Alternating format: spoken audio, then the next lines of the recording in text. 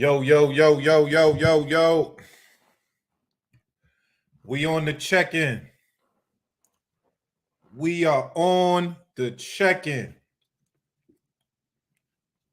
What's popping with the population? Can y'all hear me? Fight fam, what's popping? Can y'all hear me? I'm on the hold. I got my other thing up. Hold up. Yo, yo, yo. Y'all know how we do, man. We back another episode. Cigar Talk Live.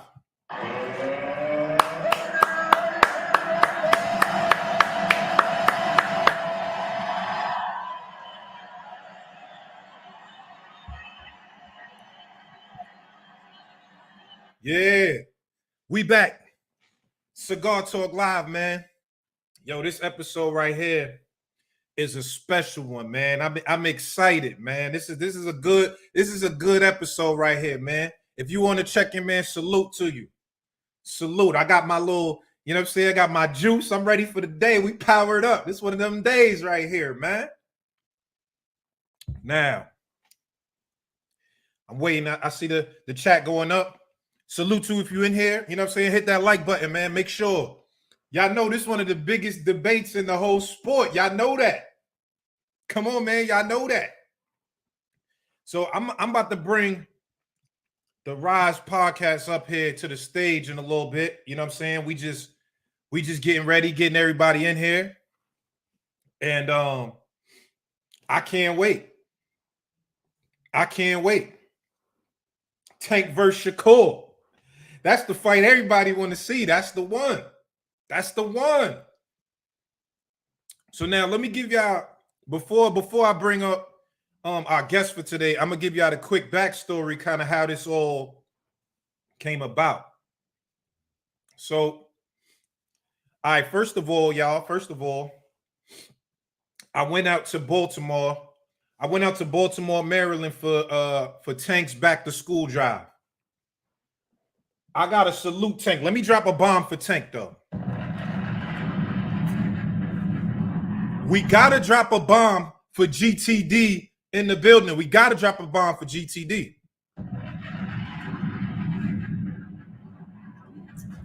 And what I'm talking about don't got nothing to do with no boxing.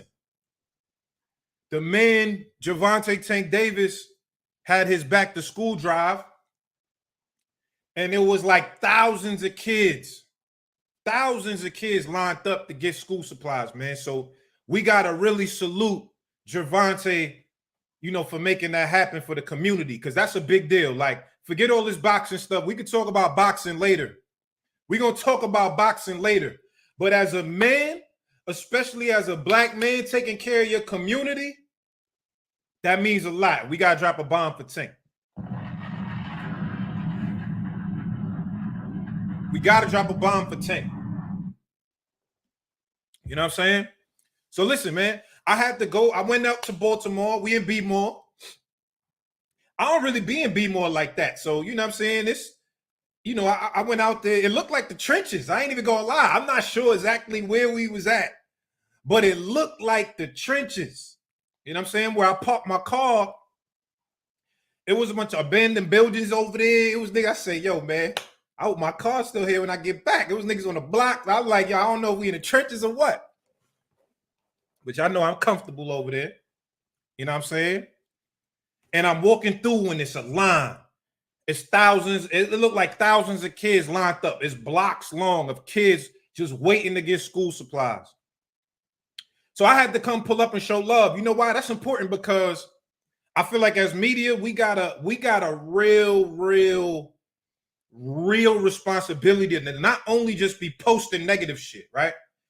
Like when something happened with Tank in the media is negative, they quit. They posting video. But people don't want to post the positive. You know what I'm saying? So I thought it was important for me to go travel to B-More to make sure that I'm getting this positive stuff up on this media. You know what I mean? Up on social media. Because you got to feed the community, man. Drop another bomb for Tank.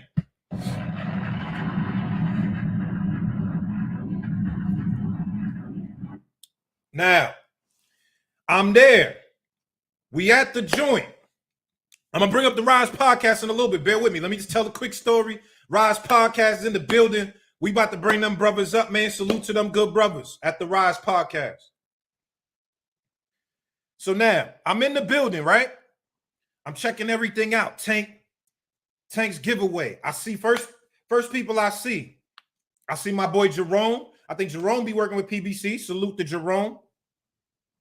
And then I see Coach Cal, my brother, good brother Coach Calvin, and good brother Coach Kenny.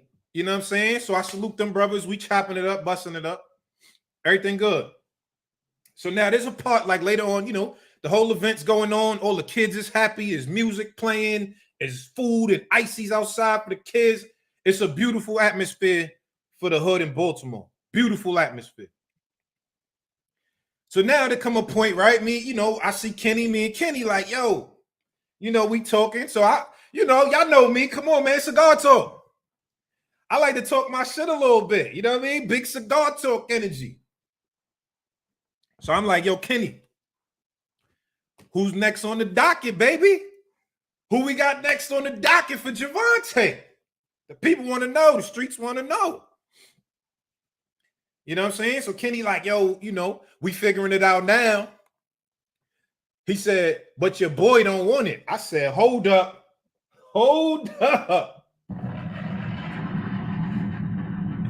Y'all know Kenny like to talk crazy. I said, hold up. First of all, Kenny, who's my boy number one? He was talking about Shakur. So then we got, me and Kenny start getting into it. You know what I'm saying? And it's Baltimore. So I'm like, it feels like I'm getting jumped out here. It's my opinion versus the whole Baltimore. So I told Kenny, I said, listen, Kenny, you got one of the baddest fighters in this business, Javante Tank Davis. However, Tank versus Shakur is a 50-50 fight.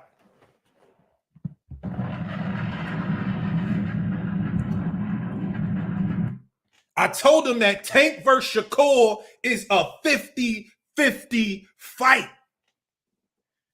And the whole B-More collectively was like, fuck out of here, Najee. Cigar. Like the whole gym, it was crazy. You know what I'm saying? But it sparked a really good and interesting debate. It sparked a great debate. You know what I'm saying? So it sparked the debate so fire that I was like, yo, and Senior, that's the first time I met Senior. Salute to Senior. He was up there. So he hearing it too. Like, what you mean 50-50? I'm like, yo, I'm trying to tell you. So we breaking it down. Like, we going back and forth. And you know what I'm saying? It sparked a great debate that everybody's interested in. This is one of the biggest fights in the sport of boxing to be made. So I told the good brothers, man, let's just bring this to the people, man. Let's bring it to cigar talk, man. Come on, man. You know what I'm saying? Let's chop it up. Let's debate. So I'm about to bring up the good brothers, man, the Rize podcast. I'm about to bring up the good brothers from the Rize podcast because we started something in the gym in Baltimore. And it's only right to finish it here, man. It's only right. You know what I'm saying? I rock with these brothers. They some good brothers, man. So listen, man. Listen, if you in here, it's 354 people. I need to see that like button going up because this conversation one of them ones right here. And y'all know how my live go. You never know who pulling up to the live. You just never know. Y'all remember what happened last time? Tim Bradley pulled up and it got crazy. Y'all remember that? Y'all never know who pulled up to the live, man. So listen, without further ado, let me bring up the good brothers right here from the Rize podcast. Let me bring up, let me bring up Senior. What's going on, champ? How you feeling today? Senior, what's up, my good brother? Hold up. Okay. Bring up Squeeze. Hold up. Let me bring up. Woo! What's going on, brother? Trying to get it going. Man. Yo, listen, man. Hit that like button. Hit that like button if you're in here. Hit that like button. This is an important conversation for the culture of boxing. What up, everybody? What up, everybody in the chat? How y'all feeling, man? How y'all brothers feeling? All right. What's going on, everybody? In the chat, but I like to say family because we Yeah. all living on the same planet and we using the same resources. That's number one. And beside number one, because I can't put it at number two, it's just insane. It's an honor and a privilege that you took the time out to invite us on this major platform. That's just number one, man. I appreciate you, man. You know, everybody don't think about us like that. Men are all as us. But guess what? We know about our boxing, and you know we keep it classy as possible. So to be amongst the greats and the elites, and you made this happen for us. I'm just on it, man. I just wanted to get that out the way, man. Nah, man, listen, I appreciate y'all. I got a lot of respect for what you brothers do.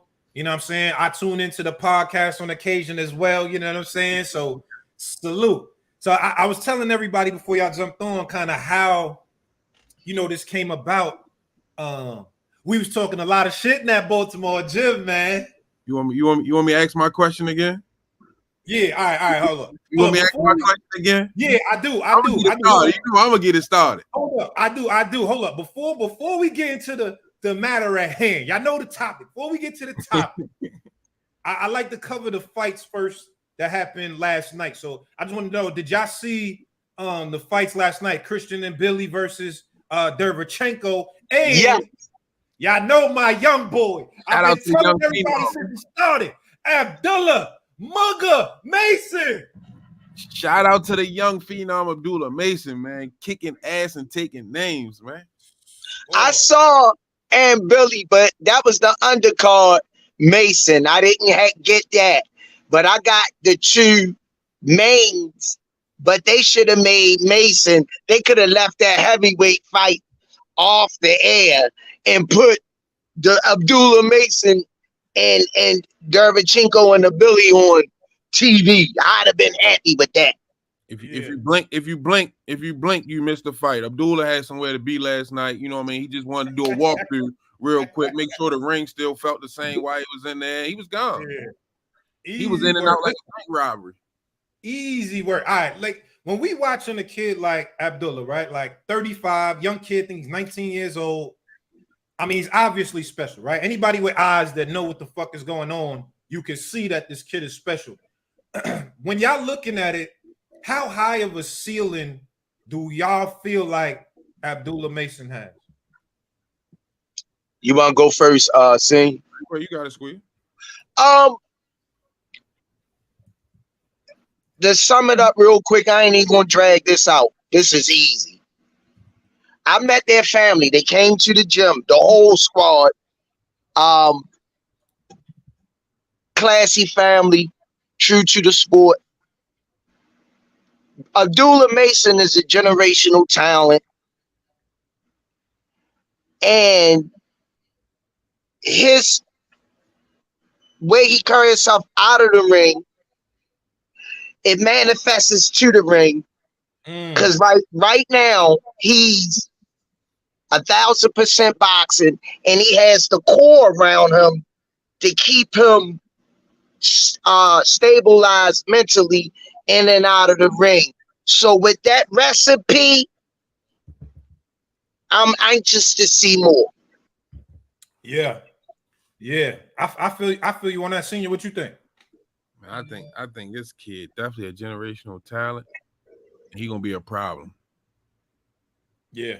I think. You know what's crazy about him is that he know that. Like he knows. I wrote this on my Twitter the other day. The first time I met Abdullah, I was interviewing Devin Haney, and I was at the Top Rank gym, and I was waiting for Devin to show up. Abdullah was in there. Now, he's not even pro yet. He's still an amateur. Don't know him, never heard of him, nothing. And he come up to me. He goes, "Yo, I seen your show before, and I'm gonna be on your show one day." Damn. And I looked at him like, I hear that a lot. Like a lot of boxers come up to me like, "Yo, I'm gonna be on your show." So I'm like, "All right, whatever." Like, cool. You know what I'm saying? Mm-hmm. I wouldn't say I brushed it off, but I said, "All right, whatever." And I was like, "Yo, what's your name?" He goes, "Abdullah Mason." I said, "All right, I'm gonna check you out. When your first fight?" So he told me, blah blah blah. I said, "All right, cool." Man, I say, "Yo, this boy like that." So then we go, and Devin comes in the gym. Big entourage. When Devin he coming, right? So Devin come in the gym. It's a lot of people. And Devin was supposed to spar this day. And I think Devin's sparring partner didn't show up. So they was around the gym looking like, all right, Dev needs some sparring. Who won it? And everyone else in the gym was kind of like, I don't know. Abdullah was the only one that was like, yo, let me get in there. And I was like, it kind of just made me be like, who is this kid? Like, who is this? They didn't actually spar because I think Dev's opponent was an Orthodox and Abdullah Southpaw. So they didn't actually spar. But the styles, he was like, yo, that's not the style. But the way he stepped up made me know that this kid is a little different than everybody else. You know what I'm saying? I don't like that, but I'm gonna be quiet. I'm on your show. I'm on your show. Hey, let's talk. Let's talk. I'm on your show. I'm gonna behave.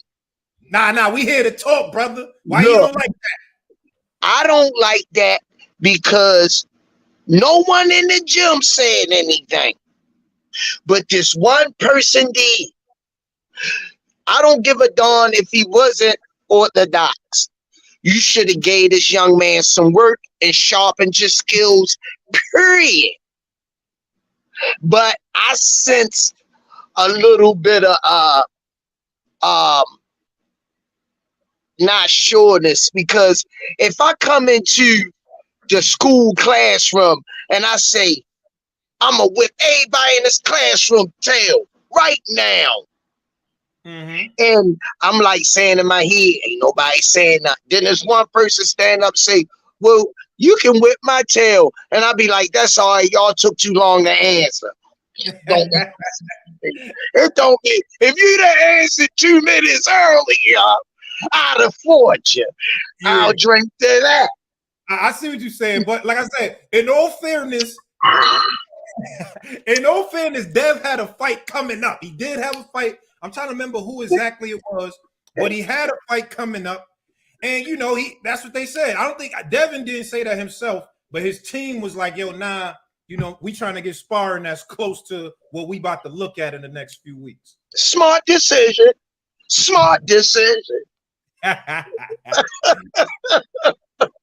Yeah. So, all right, so hold up. While we there, I got Abdullah Mason over Devin Haney. Yeah, I said it. Go ahead, brother. Go ahead, brother. Hold up, squeeze. Hold up.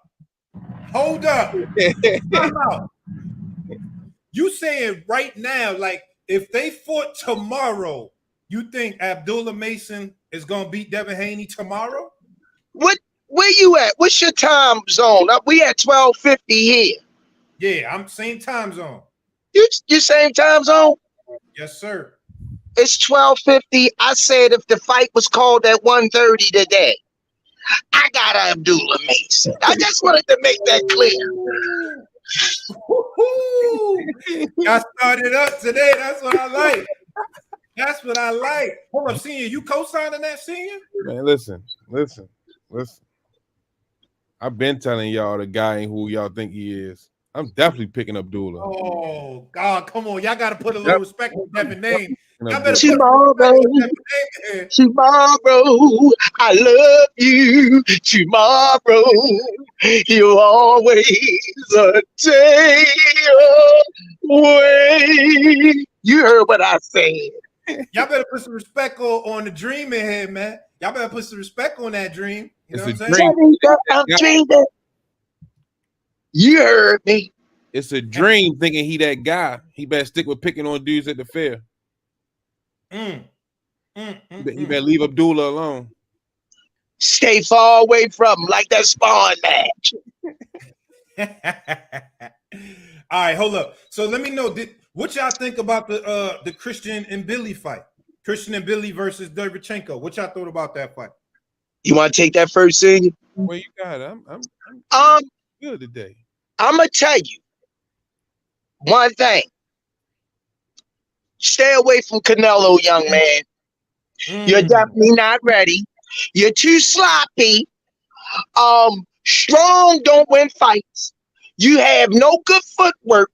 You don't move your head off the line. You bring energy. You throw a lot of punches.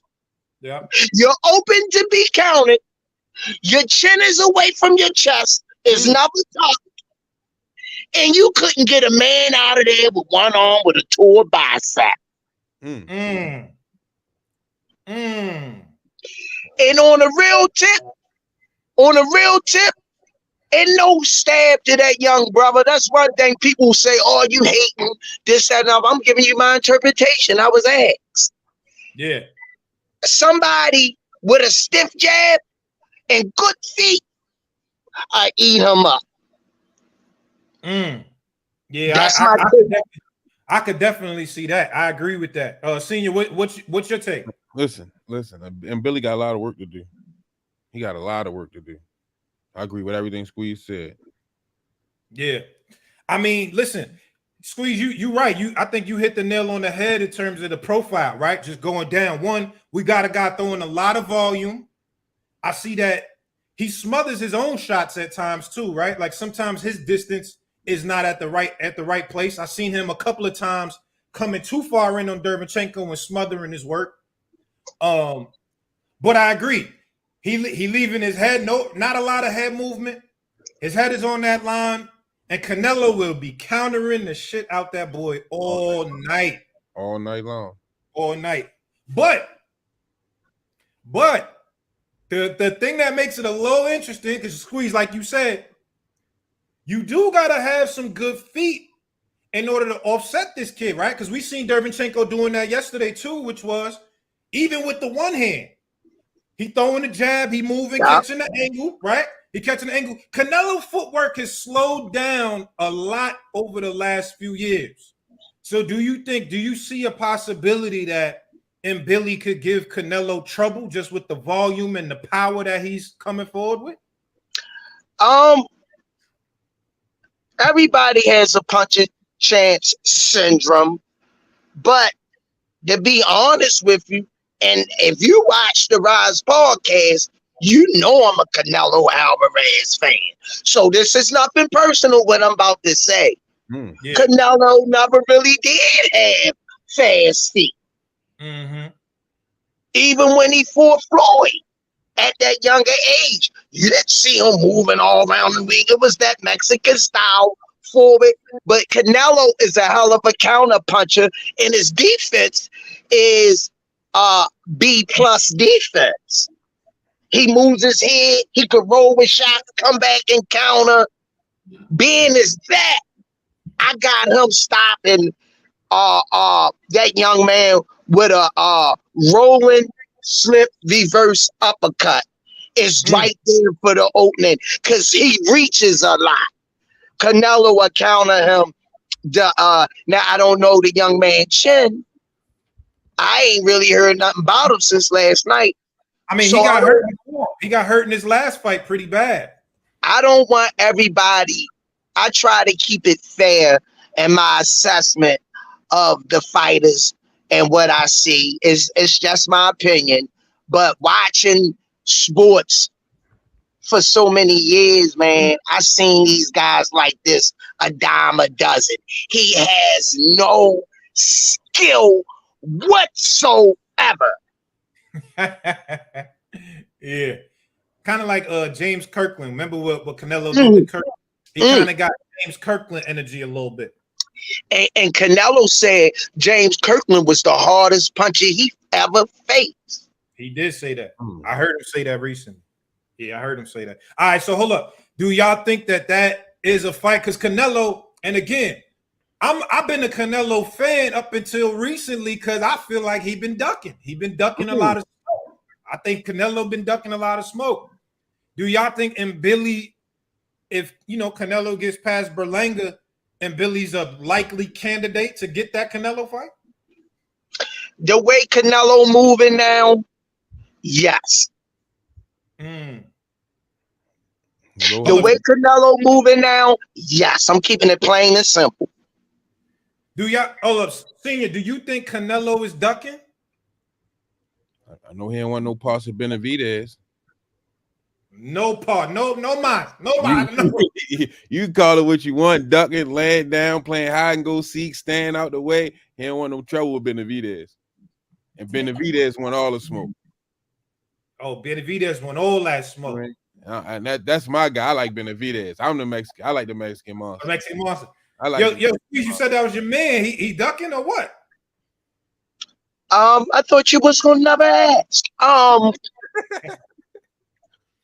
You know what? Like I say, you know I'm a Canelo fan, but I love boxing, and I give a fair assessment.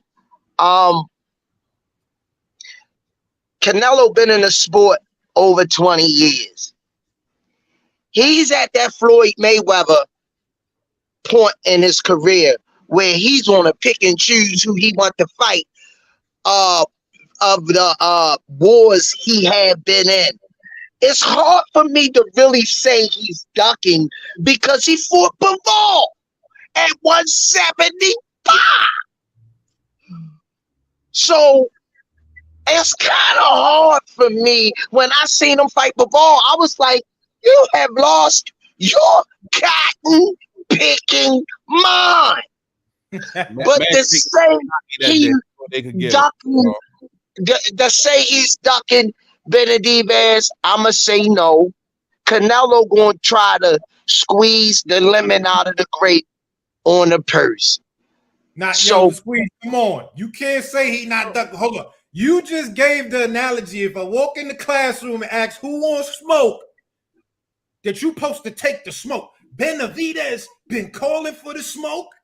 Benavidez been the mandatory. Canelo told him, I need 200 million to get that fight off. Come on, man. Benavidez walked in the classroom and knocked his notebook out the desk. That's what Benavidez did. You know what I mean? Benavidez looked at him and said, after school, 3 o'clock, nigga. He said, no, I had a lot of fights. I fought a lot of people. I don't got to fight this. What you mean you don't got to fight this?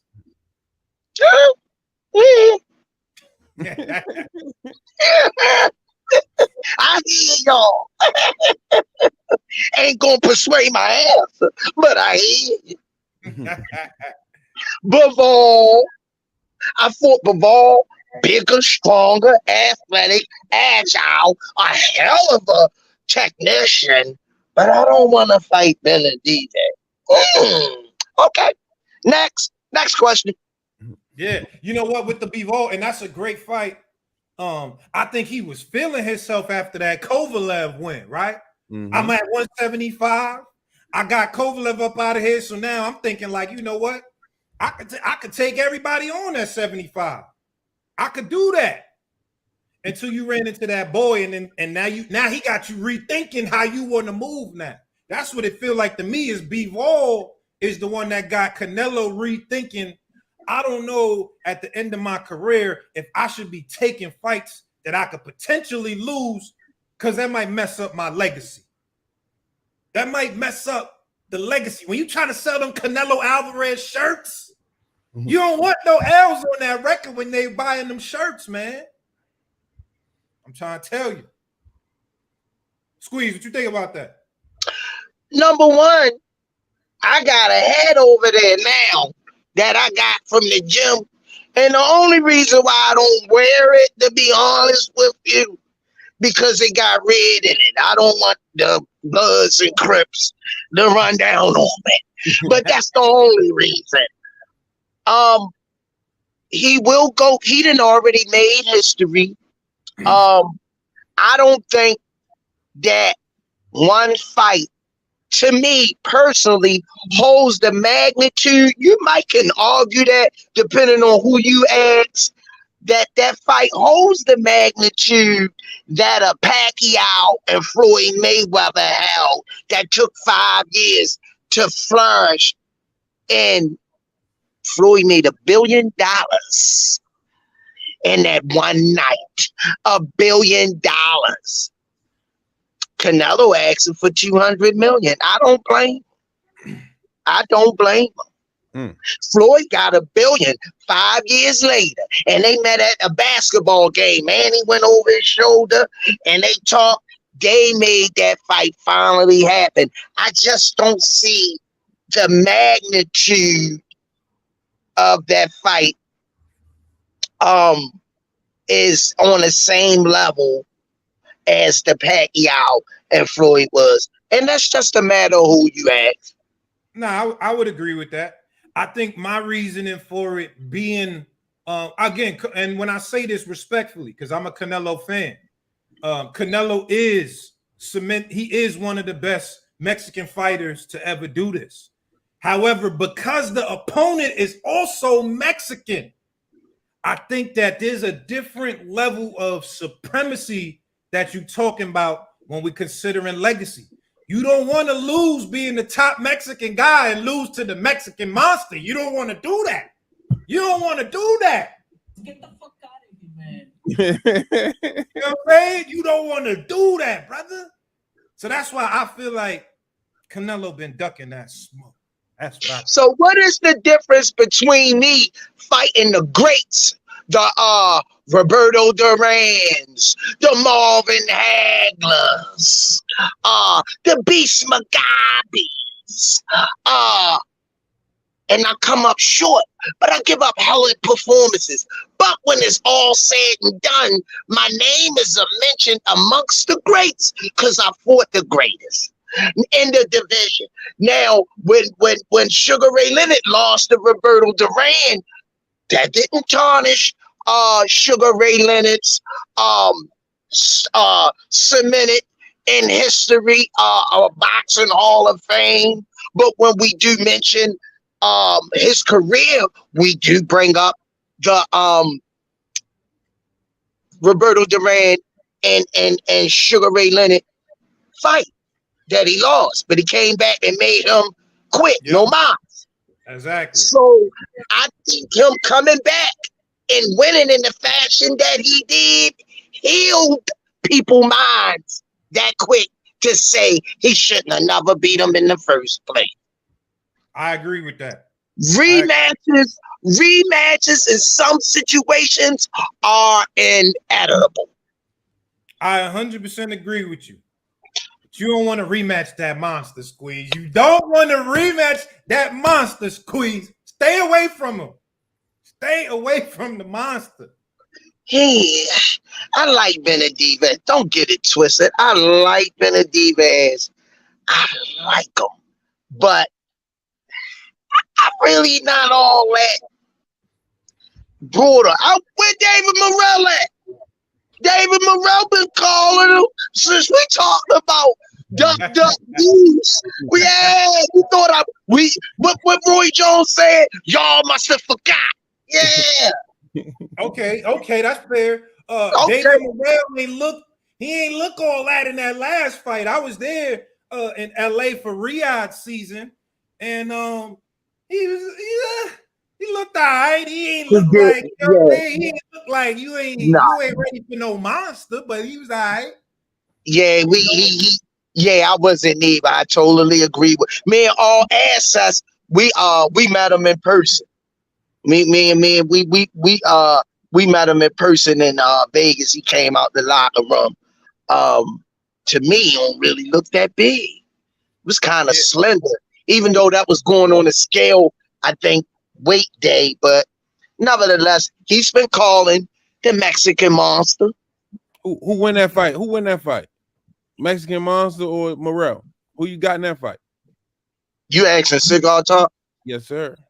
Oh, I gotta give it to the monster, man. Wow. I think the monster, like when I look at it, because one is we just saw Morrell. I think a part of his struggle was that he went up in weight, right? He went up to 175 for his last fight. And I think what I saw in that fight was that ability to use physicality at 68 is a little bit different when you're trying to do it at 75. So I think the way he come in there bullying people, he fast. Power, bang, bang. When that didn't feel the same at 75, I looked at Morrell and I said, I want to see the adjustments. And that's what, to me, I didn't see from Morrell that I've seen from Benavidez. I didn't see him adjust the right way at 75. It felt like if he couldn't rely on physicality, he wasn't all the way sure of what to do. You know what I'm saying? And I think just the way the monster gonna come in there, combinations, high pressure. He can fight you inside. I think Morrell like to fight better at long range and mid range. Benavidez gonna walk in there high guard. Bang, bang, bang, bang, bang. I just don't see it right now. And Morrell only got what, 8, 9, 10 fights, something like that. So he still got a lot to go in terms of experience on the pro level. But I just don't see him being able to beat Benavidez right now. I'm a little perturbed right now, Naj. I'm a little perturbed right now. Why is that? I'm listening to you break down the fights. You know what I mean? You got a great, you know what I mean, analysis of what's going on. But they kind of tanking Shakur like you. Oh, you ready to start it up? Hold on. Wait a minute. Wait a minute. Wait a minute. Let's stay where we at. We're gonna let Cigar Talk bring us in on that conversation. Let's finish off that, because that's gonna be the appetizer. That's what people came over. I got to ask my question because I'm perturbed. Squeeze, I don't understand. I don't get it. The man. Let me set the table, because here we go. This is what we've been waiting for. We have to give him the appetizers first. I ain't want to just come with the main course. You know what I'm saying? We gotta get him the appetizers. But since Senior already ready, we can get to it. Let's get to it. So listen, we had this conversation, Tank versus Shakur. And you asked me a question to everybody in the gym. You asked me this one question. Everybody in the gym was on my head like, yeah, nigga, what you got to say about that? So let's start there. Let's start with that. Your question, Senior. If you got to walk down a dark alley and you could pick one person to go down that dark alley with you, out of Tank and Shakur, who you picking? Chat, do y'all hear that question? One more time, Senior. Let me put it, hold up. Let me put it on the chat. Hold on. Let me put this. Go ahead. One more time for the chat, Senior, please. If you got to walk down a dark alley and you can only take one person down that dark alley with you, Tank or Shakur, to make it out, who you going to pick? Tank or Shakur? I'm picking Tank. Why are you picking Tank? Because if we in a dark alley, it ain't nothing but it's blows. It's demon time. We gonna do whatever to get up out this thing. Come on, demon time. Mm-hmm. You know what I'm saying? And we know, anybody that watch Tank know this boy is cut from that dark alley. He from that dark alley. That's where he from. He know how to survive there. He know how to do that. So if we in that alley, I'm picking Gervonta Tank Davis to come in that alley with me. But why you not picking your guy to go down the alley with you? What's the difference? Why you not picking your guy? Because your guy's from the trenches too, per se, and he a tough guy. So why you not picking your guy to go down that dark alley? All right, so this is two parts. First is both of these guys is my guy. Let's not get this conversation twisted in terms of like my guy's only Shakur, my guy. I like both of these guys. I'm a fan of both of these guys. I'm a Tank fan. I'm a Shakur fan.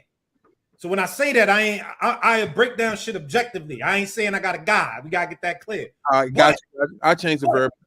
But the answer to that question is Shakur and Tank not fighting in no alley.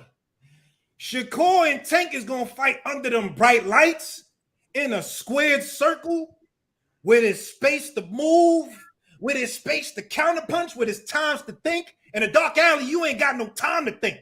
You don't know, ain't no thinking. It's just That's what I need in the alley. But in that squared circle, it's a lot more going on there. And that's what I think is the difference between why I would say in that alley, we got Tank.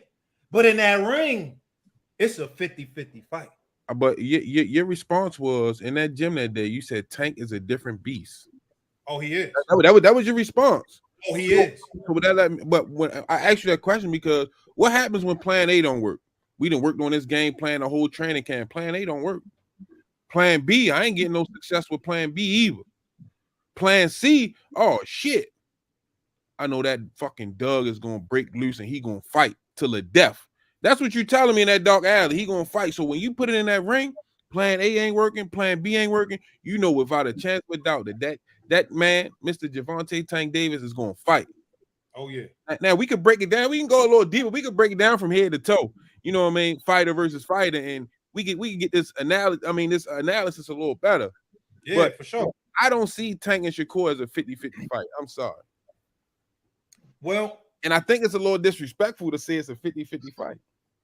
You know what's funny? I think when I interviewed Tank, he thought that too. Because I said, Tank, I think y'all, this is a 50-50 fight. Y'all two on the same. He said, hell no, what you mean? And when I talked to Shakur feel the same thing. Hell no, this ain't no 50-50 fight either. They both feel like the other one is more than a 50-50 fight, as they supposed to. Two confident fighters. But like I said, when we talking about the alley analogy, that's a part of Tank's DNA and fight style to fight with that type of dog and that different beast. That's a part of his style. Shakur, that's not his style. That don't mean he don't got it, but we haven't had to see in that ring if he actually got dog. Because there's some people, you know, I like to say it like this. And you know, the boy named Shakur, so let's use a Tupac. Let's use a Tupac lyric because the boy named Shakur. What Pac said? I ain't a killer, but don't push me. You feel me? Everybody not necessarily coming out originally just with, I'm trying to come out to kill, but if you push me and you put me in a certain predicament, then I'm going to have to bring that out. And that's kind of how I feel about Shakur. I ain't a killer, but don't push me. Tank is already a killer from the rip. He coming out to kill you. So it's just a different approach stylistically to how they go down in that ring. So, but you said you ain't think it was a 50-50 fight. Let me get squeezed. Let me get your percentage as well before we start to really break it down. My belief is that I believe this is a 50-50 fight. What is your belief? If y'all finished? Y'all finished? I mean, I'm just y'all finished? No, y'all. Oh, okay, all right. I just want to know because one thing I ain't gonna do in another man's house is be rude. Y'all finished?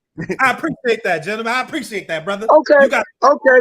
Now I heard you hit a Tupac, but I'm gonna rock something for you myself.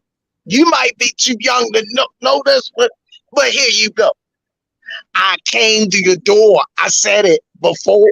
I never let no soft person beat me no more. And I'm fighting, biting me, writing me around. I can't hold my fist back. It's about that time. There's no way on God's green earth that GTD gonna let somebody with dimples in his smile beat him. Now it will be dimples in his smile, but it won't be from smiling. It's not a 50-50 fight for me because I like Shakur Stevenson. And when I really took a liking to him is when I seen that sparring match on YouTube, him and Devin Haney. It was one of the best technical boxing displays I ever seen in my life. And him being a southpaw, which I'm a big fan of, but Floyd got me with the orthodox style. Shakur don't have that killer instinct. And that's what concerns me with him. Boxing ability wise, I'm not worrying about. Moving wise, I'm not worrying about too much.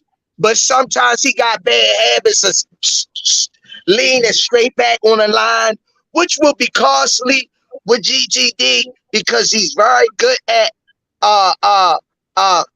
cutting the space, and he's not worried about nothing Shakur Stevenson got to hurt him with, unless overnight Shakur gonna come up with a power shot. He'll have a chance, but 50-50. So let me ask you, I mean, because I see people, the chat is going crazy, man. Salute to the chat. Hold on, let me read a couple. Yo, if you dropping super chats, I'm gonna read them out loud. You know what I'm saying? I'm gonna let people come up later to cook as well. But we gotta get this off first. So let me read the super chats real quick. Cigarettes, hookah, cigar talk, order smoke. Jumbie, salute, man. Cigar talk, smoking the Shakur pack. Okay, smoking Shakur pack. All right. Salute to y'all brothers. That was she loving the Maha. Right. My guy Vito, what's up, Vito? I just want to know why you saying that you don't think Shakur got no dog. What is it, or what fight? Like what is it in his fight game that we've seen in his 21 fights that have made you say he don't got no dog? Either y'all can jump in on that. He's not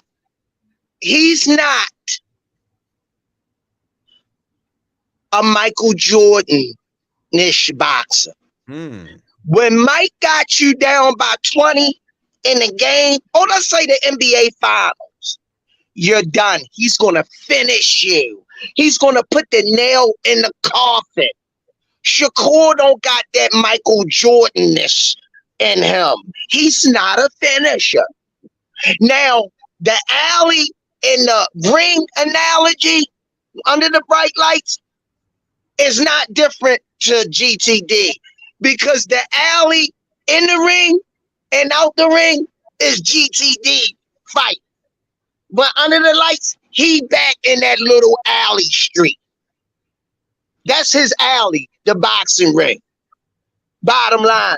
But I just don't think Shakur would be able to stomach Tank body shots. That's number one. Tank gonna cut the ring off. You can run, but you can't hide. You gotta stop and fight sometime. And the way Tank take that stabbing left to the body, or that timing uppercut, or that right hook, this dude got a plethora of ways. Did I just say that? Don't ask me to spell it, chat. I can't stand y'all. He has a plethora of ways to knock you out. And I'm going to tell you another reason why, and I'm going to let y'all guys go, that I know that he going to sleep Shakur. I've been following Tank since he was 10 years old. And when he turned professional, or when he fought, period, I was like a kid at a candy store, like I never saw him before, because I never know what he's going to do. I never know. He surprises me every time. I said, I can't believe he just did that. Jojo Diaz, Oscar Valdez, he couldn't get him out of there. Caseso, whatever, senior not a said thing. He didn't get him out of there. Who else? I'm basing this on his performances that he's taking these. So you saying if you're not a knockout puncher, then you don't got a chance to win? Because I mean, I think anybody that watches Shakur knows that he's not a knockout puncher, right? Like that's not his game, to go in there and get knockouts. That ain't how he wins the matches, most of the time. So are you under the impression that if it ain't a knockout, that he don't got a chance to win? No, I'm gonna be fair. Man. Like I say, I'm fair, and I like Shakur, but Shakur don't got that.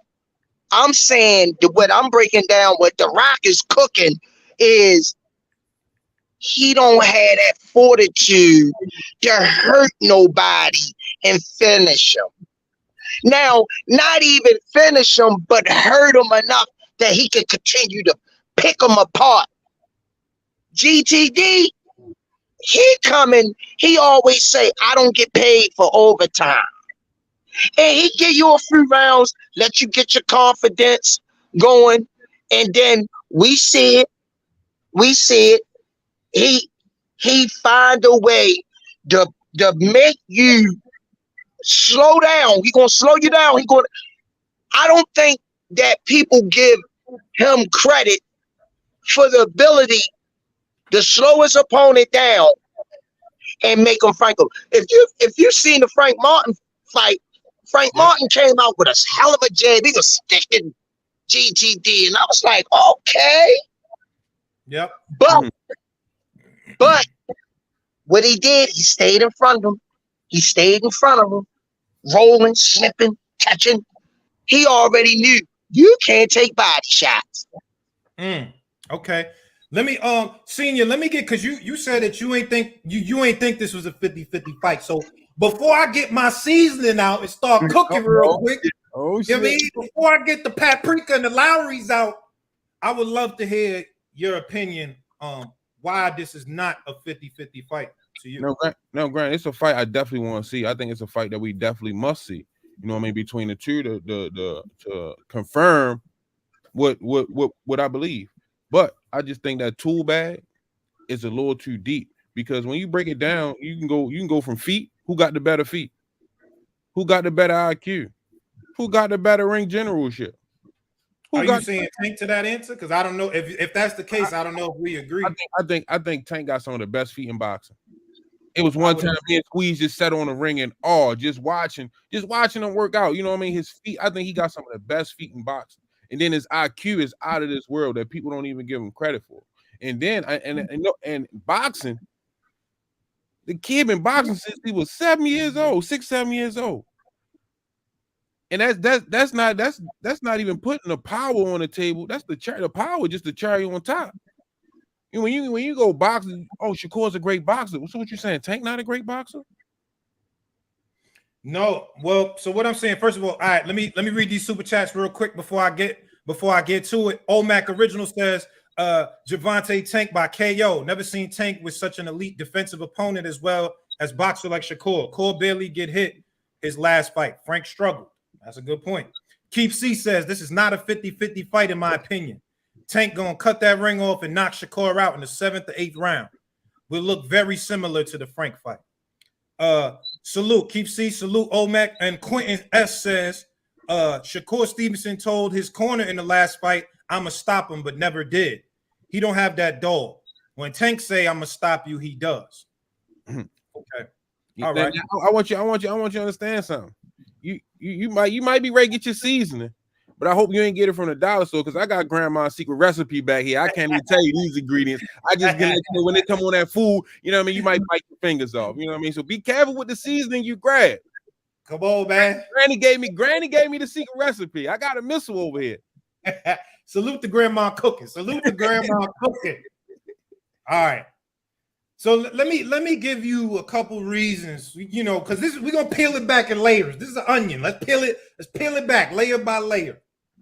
So when I'm saying 50-50 fight, right? Now there's a couple of things that I would agree we haven't seen from Shakur, which is, again, and I think it's a fair question to question somebody's dog because you haven't seen it. I am not one that personally believes that because you're not a knockout artist, that means you don't got dog. To me, I've never seen Shakur be in a position where he had his opponent hurt, badly hurt, and didn't go for it.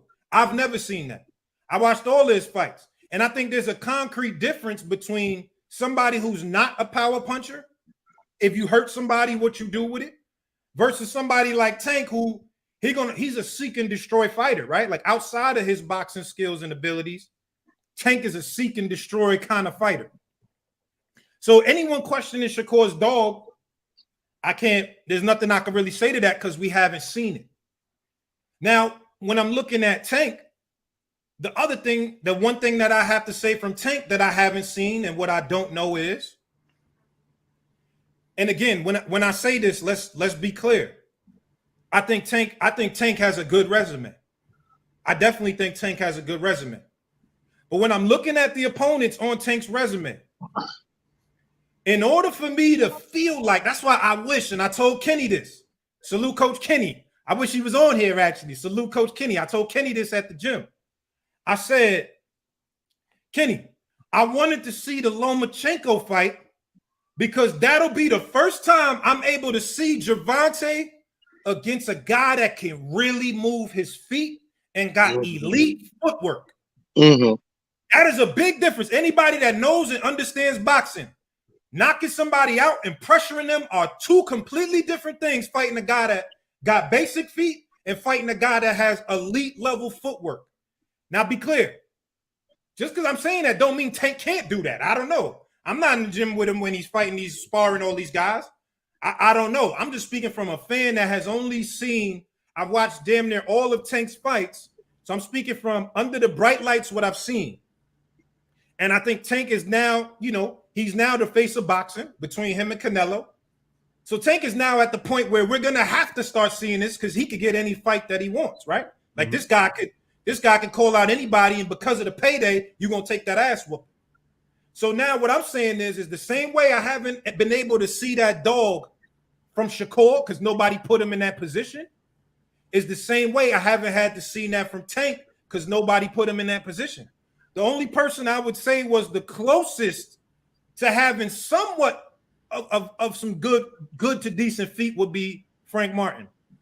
And I think that Shakur and Frank Martin's feet and IQ are two totally different levels.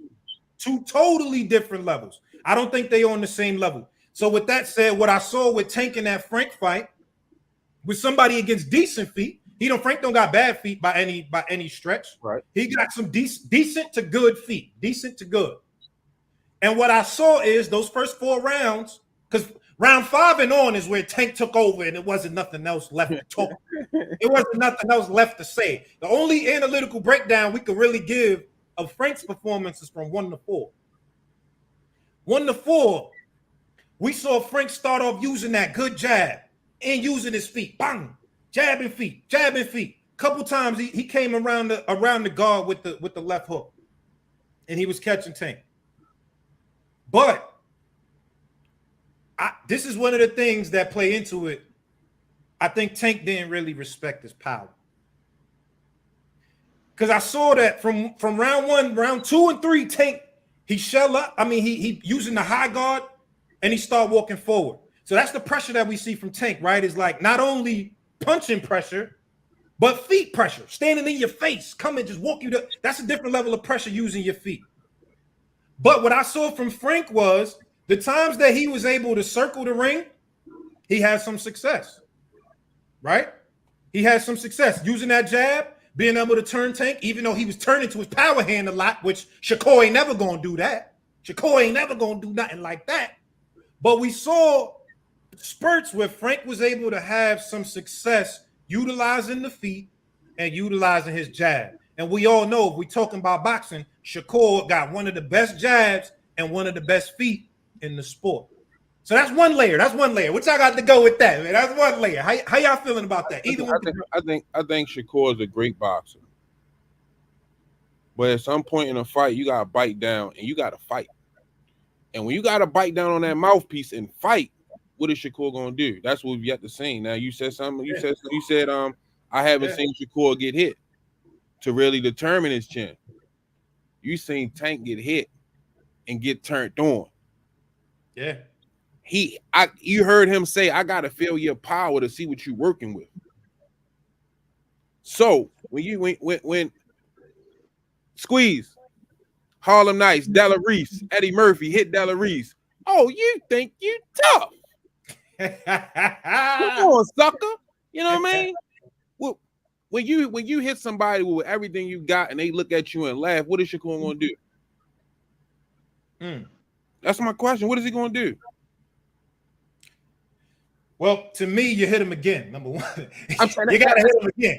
That's heartbreaking. That's heartbreaking. You hit somebody with everything you got, and they. That's all you got. Oh, it's go time. That's it. Well, see, now here's the thing about that. Tank got a chin on him. Nobody can say otherwise. We've seen that. We've had to see that. Tank has gotten hit a few times, and he got a chin. Now, what I got to say about that is the times that we see Tank get hit, and like there's a difference between a power puncher and a puncher that got accuracy and counter punching, right? And that's what I've been able to, and a good counter puncher don't gotta have a shit ton of power on them shots to get respect, right? Because it's the shots like we always say, the shots that you don't see coming, them shots that you don't got time to prepare for are the ones that hurt the most. So in any time that you're gonna be able to try to slow down Tank, it ain't gonna be because you walking forward throwing shots like this. That ain't gonna work. So it's like the only time I'm able to see that, right, is when I've seen the only time I've been able to see Tank slow down a little bit from just coming in there with the wrecking ball was the Mario Barrios fight. What a fucking fight. That fight made me put a lot of respect on Tank's name because that was a hard fight. That wasn't no easy fight. That was a hard fight. I think even before the stoppage, they had Tank up by 1 round, maybe 2, maybe up by 1 round. That was a close. Tank was losing almost majority of that fight, and he started pouring it on at the end. But I say that to say is Barrios definitely hurt him with a shot. But again, it's the counter shots that's going to allow you to get respect. Not just coming in there trying to bomb off, because that ain't going to work. Number one, he could take it. Number two, the kid got reflexes, so you ain't going to just be able to do that. So that's my retort to what you were saying is, I think in order for Shakur to be in a position to where you can hurt Tank, and when I say hurt Tank, I don't think Shakur can stop Tank or do anything. I don't think that's possible. But I mean, get enough respect is he going to have to hit him with them counter shots. Yo, Squeeze, I see you moving, Squeeze. What's up, baby? Squeeze hitting the Ray Charles right now, ready to get in. Squeeze, talk to me. The Ray Charles. The closer I get to you, the more you make me feel like giving you all I've got. Let me tell you something, brother. The closer Tank get to you, the more he gonna make you feel. He gonna give you all he got, cause his love will be capturing you over and over again.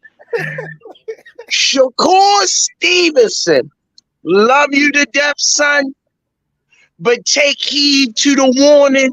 Love you, young man. Respectable in and out of the ring, even though he fighting a lot on Twitter. Maybe that's propaganda on his part. Love you, young black brother, and I hope you have a lot of success in your boxing career. And I love all the guys that get in there and fight for their family. But word to the wise, stay away from GTD. Stay away from him, bro. We got to get that fight though, Squeeze. You can't tell him stay away because we need that. Listen, it's too late. He already want that fight. Yeah, we need that fight. That fight is good for boxing. He don't want that. He don't want that. He don't want that. We need but when Cigar Talk gave that verse, a very good assessment of we never really seen Tank with. That's why I know Cigar Talk knows boxing. We never seen GTD in there with anybody that could really move like a Lomachenko, even though now he has slowed down. I totally agree with him on that. The closest was Frank Martin. I totally agreed with him on that. And then the Mario Barrios fight, our ancestors told you he a freak for pain. Don't make no sense. But when Mario caught him with that punch and he did his mouth like this, he signed his death certificate. He said, "Oh, this dude can crack him up in this house. I gotta get him out of there." You seen that liver shot? Ooh, he set that thing up. Mario Barrios backed up and said, "What the?" and went down to one knee. Ron Garcia in the back, when me and All Access interviewed him, he said, "I could be honest with you guys. Go back and watch it. I could be honest with you guys. You know, y'all from my home team. Y'all my boys. You know this guy. It was like, yo, it was easy for real. I thought he was gonna be a little more harder.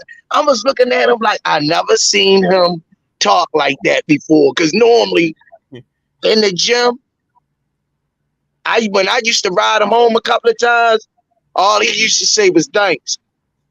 That no words. In the gym fighting, he'll nod his head.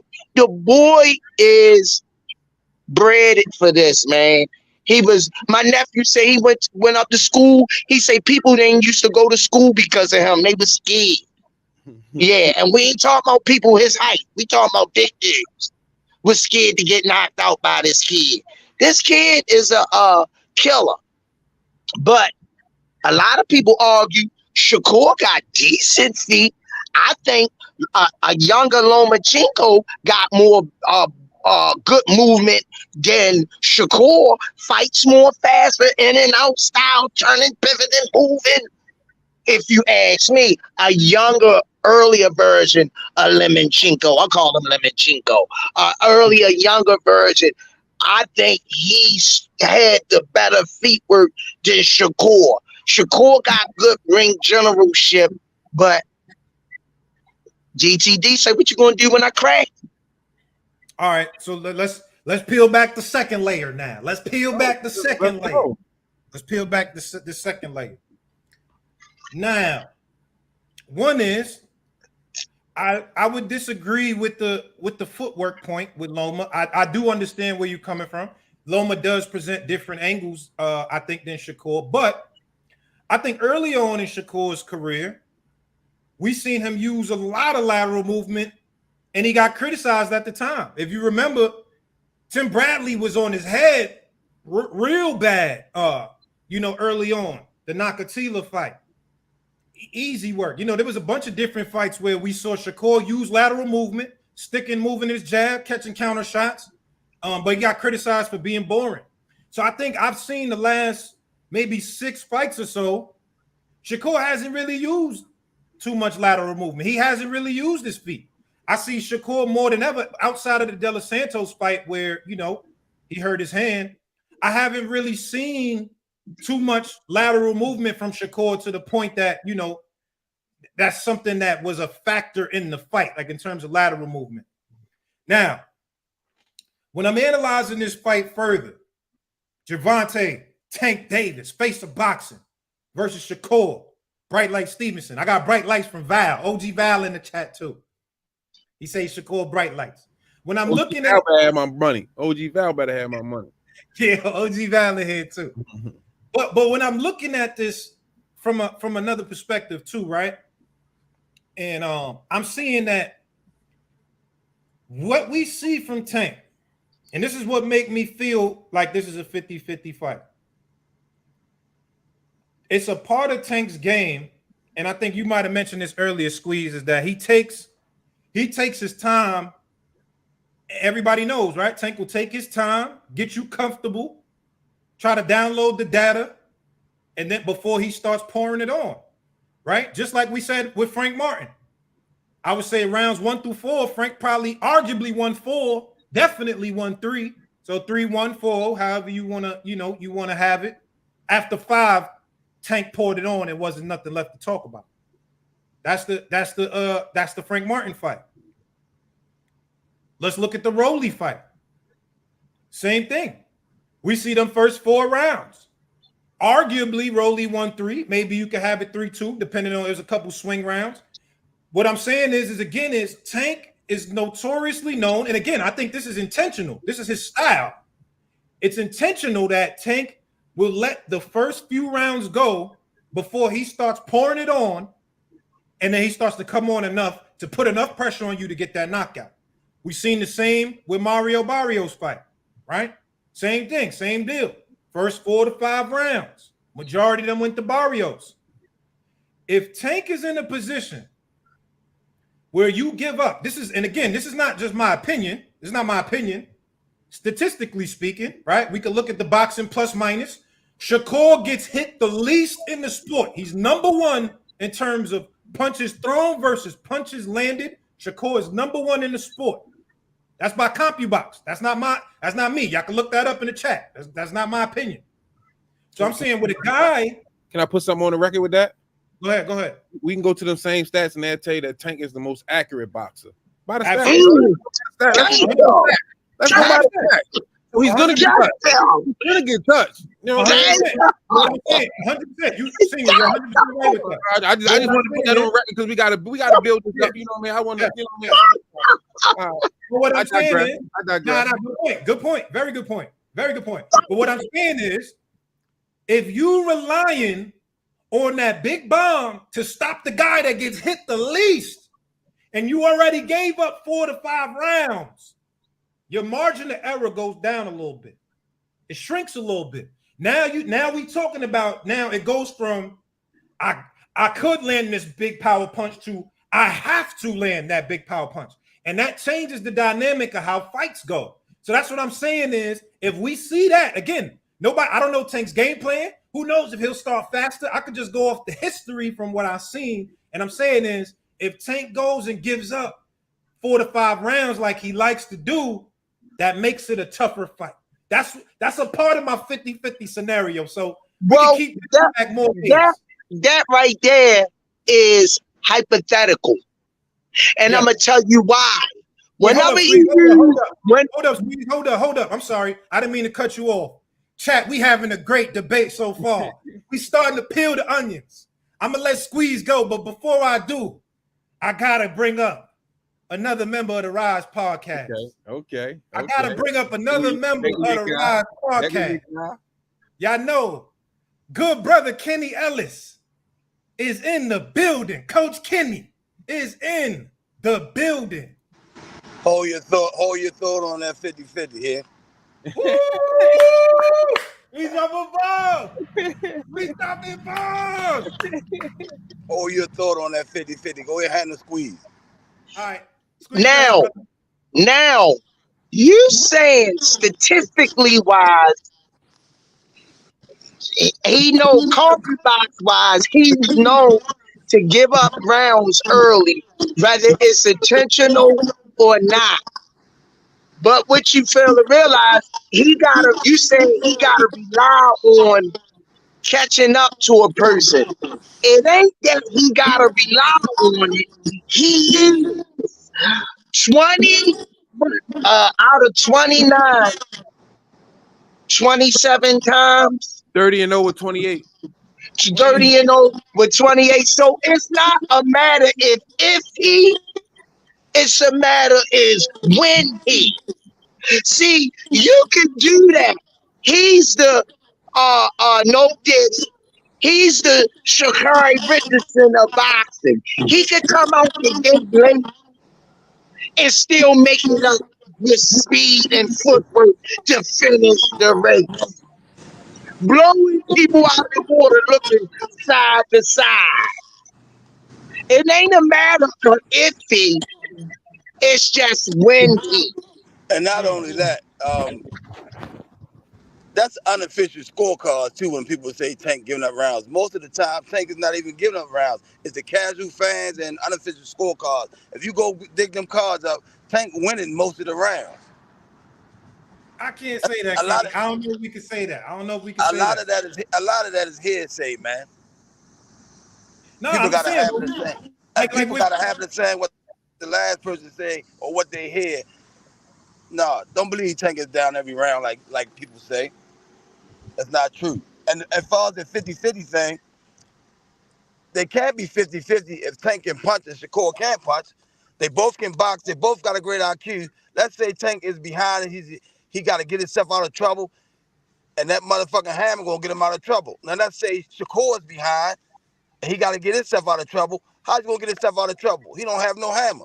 So they not 50-50. They can't be 50-50. It's Sunday, right? It's Sunday, right? Let's put Shakur behind in the fight. Let's put Shakur behind. How's he going to get out of the trouble? Throw 1,000 punches. Hold up. I'll wait. Somebody tell me how he's going to get out of trouble. Throw 1,000 punches. It ain't going to work. So they can't be 50-50. All right, so hold on. Let me get my retort. Hold on, before I retort, let me read a couple of the super chats. I appreciate all y'all brothers pulling up, man. Kenny, salute. Squeeze the senior. Thank y'all. It's been a great episode so far. We're gonna peel back another layer in a minute. Let me get to the super chats real quick. Salute Tommy Renfro. He says Tank is always down on the cards. He won't touch Shakur. It'll look like Floyd versus Canelo. 9-3 Sound court. good. Tank Sound resume good. ain't great. Edwin beats everybody on there. Okay. He sound good. Yes. Brashley says Frank thought he was going to use his legs and move all fight, and you saw what happened. I'm going to stand on business and say Shakur don't got enough. Okay. Greenville and Mike says, how you worried about Artem power when you can't even, or when you had him hurt, but you'll beat Tank? Tank is faster and got more power than Artem. Tank can knock you out going backwards or coming forwards or countering. Good point. He can. And then salute Todd Therese White. He says GTD with the apes in there. Okay. Salute to y'all, man. Super chats. Thank you very much. I appreciate everybody in here. Make sure y'all show love to the Rize podcast as well. All right. So, Coach Kenny, let me retort to that, what you said. But you said, what is Shakur going to do if he's down on them scorecards? How does he come out of that? Yeah, tell me what he gonna do. Well, that's a good point. I mean, I don't think Shakur have enough power that he could stop Tank. I don't see that. I don't see that at all. But what I will say is that as far as how Tank starts fights, I think it's a slim margin that we see Shakur being down on the cards until at least the middle to late rounds. I think based on how Tank generally, and again, I can't speak, Kenny, you in that gym, you making game plans. So I'm sure a part of it, and a large part of it, is game plans, because I also, what I'm basing this off of is what I see in that ring. And then when I hear y'all talking in the corner, what makes me feel like it's intentional with Tank giving up rounds is I see Tank tell y'all in the corner, he go, the power ain't there no more. I'm gonna go get him. So to me, it feels like I heard him say that in at least 3 or 4 fights where he's alluding to he's been feeling this guy power and he's waiting to feel like the power went down before he starts to turn it up. That's what I hear him say in the corner. So to me, let me say something. When Tank say that, don't mean the guy's hurting him. He letting us know that the guy feel like he can still feel the steam. I don't think he hurting him, just that he can feel the steam. So would you say, Kenny, it's fair to say that he's generally he wait for the steam to come down before he starts to put the brick hand up? He don't want to get reckless. You don't want to get reckless in the ring. But if he go into the ring against Shakur and Shakur don't got no power from the jump, what you think he gonna do? You know what I'm saying? Hold on. So did Frank Martin have power from the jump? Enough power? I mean, he couldn't hurt Tank, but he did have a little bit more stronger punching power in the first 3 rounds. Would you agree that in the first 1 through 4, Frank won at least 3 of those? No. Oh, come on, Kenny. Come on, Kenny. Come on, Kenny. Listen. Tank stick with the game plan. We might be losing to y'all, but we know what we doing. We know what's going on. He not losing to us. Yeah. If y'all don't know what the game plan is. Yeah. You understand what I'm saying? Y'all don't know what the game plan is. He winning. He doing everything right. Perfect timing. When he's supposed to do it. So would you agree? Would you agree that with a guy like Shakur, who got speed, he got footwork and IQ, that Tank is going to have to start earlier in terms of, one, is using a little more volume than he uses, and 2, really starting to pour it on earlier to try to bank them early rounds? Is that something that you feel like strategically y'all will have to do? Tank is faster than Shakur. So all of that stuff about Shakur being fast, Tank is faster. Tank is faster, he's bigger, he's stronger, he's smarter. He ain't got nothing on Tank. Nothing. Hold up, if it goes 12 rounds, I'm walking away.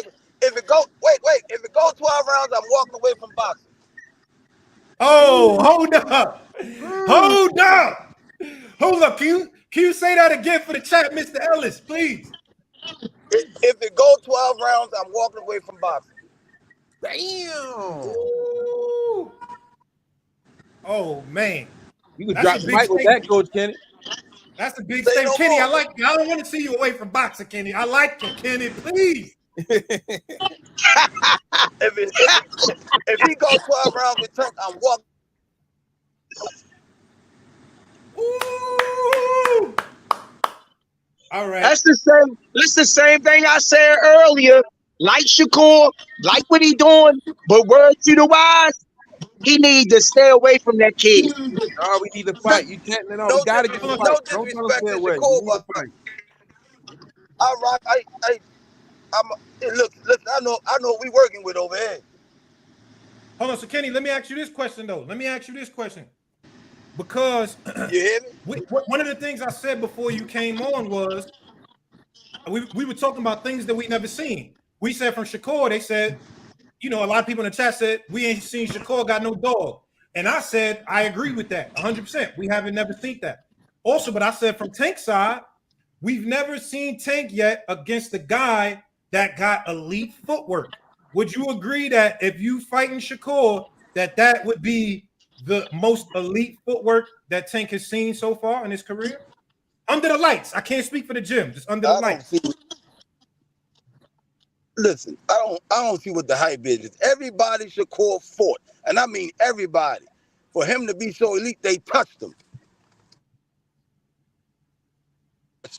And Like touch, like flush, like flush. they were mediocre compared to Tank.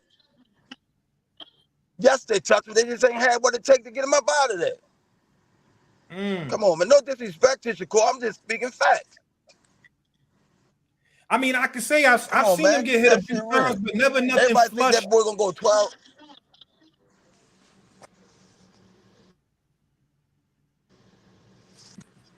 Keep getting cut off. I'm gonna make a laugh. Coach K, what you say? Yeah, what you say, Coach? Can y'all hear me? Yeah. Hello? Hello? Can y'all hear me? Yeah. Yeah, we hear you. Yep. Can y'all hear me? Yeah. Now what y'all was saying?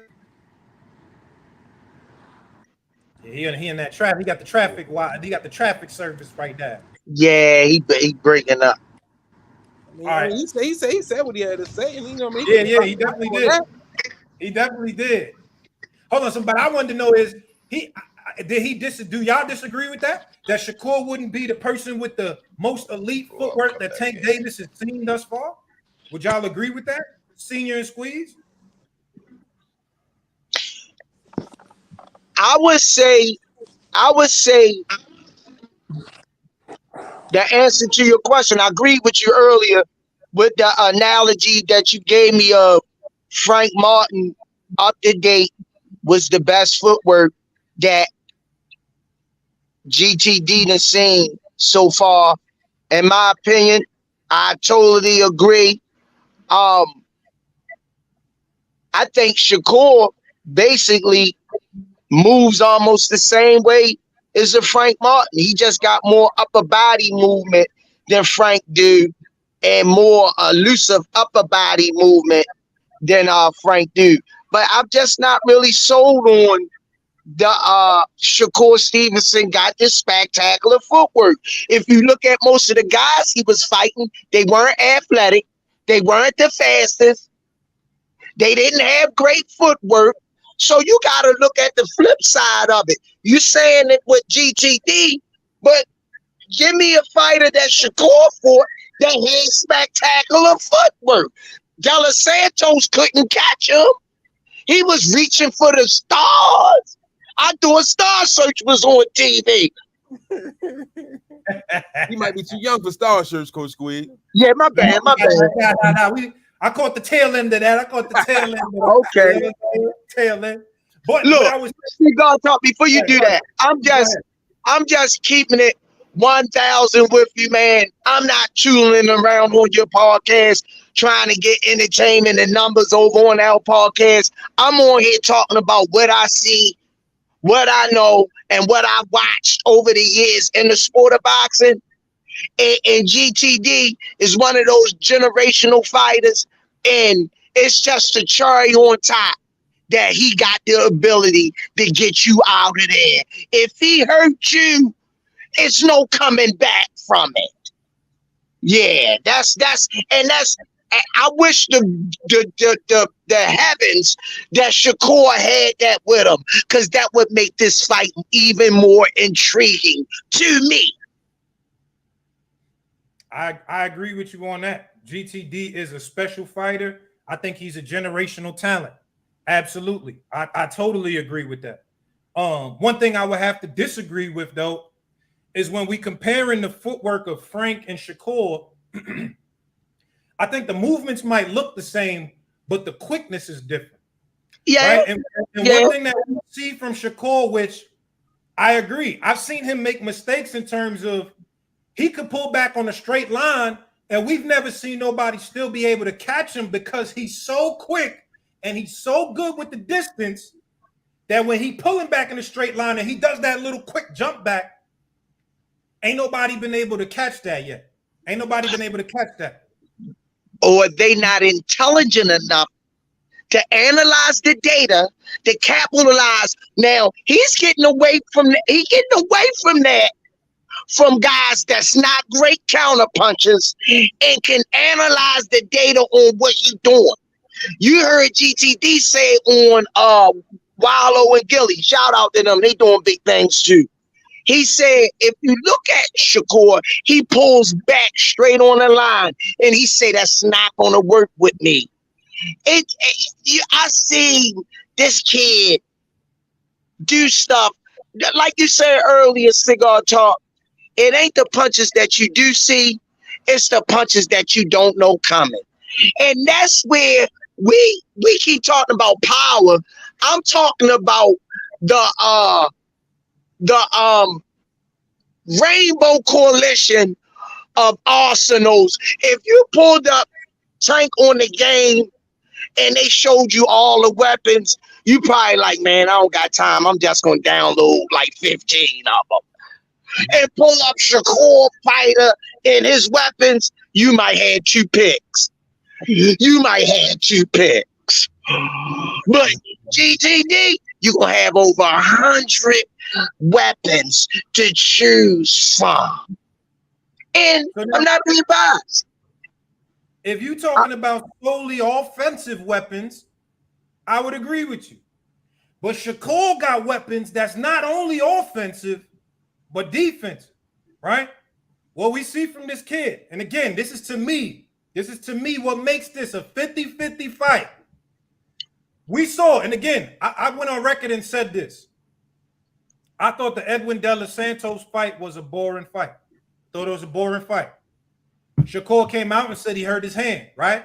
I think we can all tell based on how he fights, he didn't really throw the left hand majority of the whole fight, right? So I feel like there's validity to that without just him saying that. Looking at the fight, it felt like some validity based on seeing how he throws his left hand. Go ahead, Senior. Go ahead. Can I? You know, I like to. Go ahead. Real quick. I just want to say, like, so when we was asking about that Doug, remember that we was talking about in the beginning of the show? That Doug, which one? That dog we was talking about at the beginning of the show.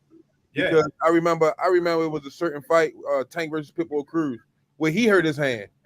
Yep. And he was still sitting that motherfucker with everything he had behind it. You know what I mean? Mm-hmm. So I mean, when Plan A don't work, Plan B don't work, that dog gonna pop out. You know what I mean? I don't see that Doug in Shakur. You know what I mean? Tank, when Tank hurt his hand, he was still sending that left hand. So my thing is, you don't feel like Shakur made adjustments in that fight for a guy with one hand? You don't think so? It looked the same to me. It looked like a regular Shakur Stevenson performance. If you look at GTD, yeah, I get it. Yeah, I said it. And if you look at All Access, gave a very good point. When we later on in your busy schedule, when you have time to answer your question on agility, footwork, impeccable defense, and IQ, go back and look at the Pitbull Cruz fight.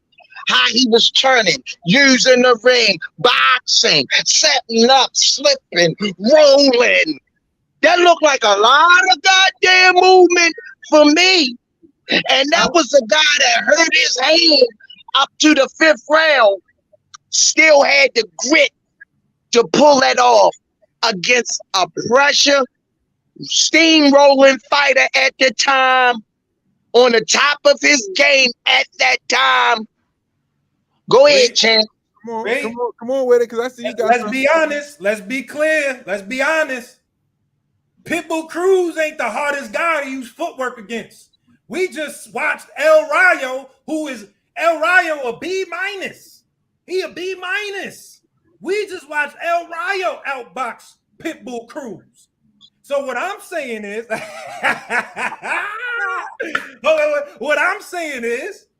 what I'm saying is the level that it takes for you to outbox a guy with cement feet versus the level it's going to take for you to outbox a guy like Shakur, Bright Light Stevenson. It's sounding 50-50 to me. Go ahead, Squeeze. Go ahead. I did say, and quote me on this, I did say at that particular time, Pitbull Cruz was the name on the rise, and he was steamrolling at that time. I made that clear. That's all I wanted to say.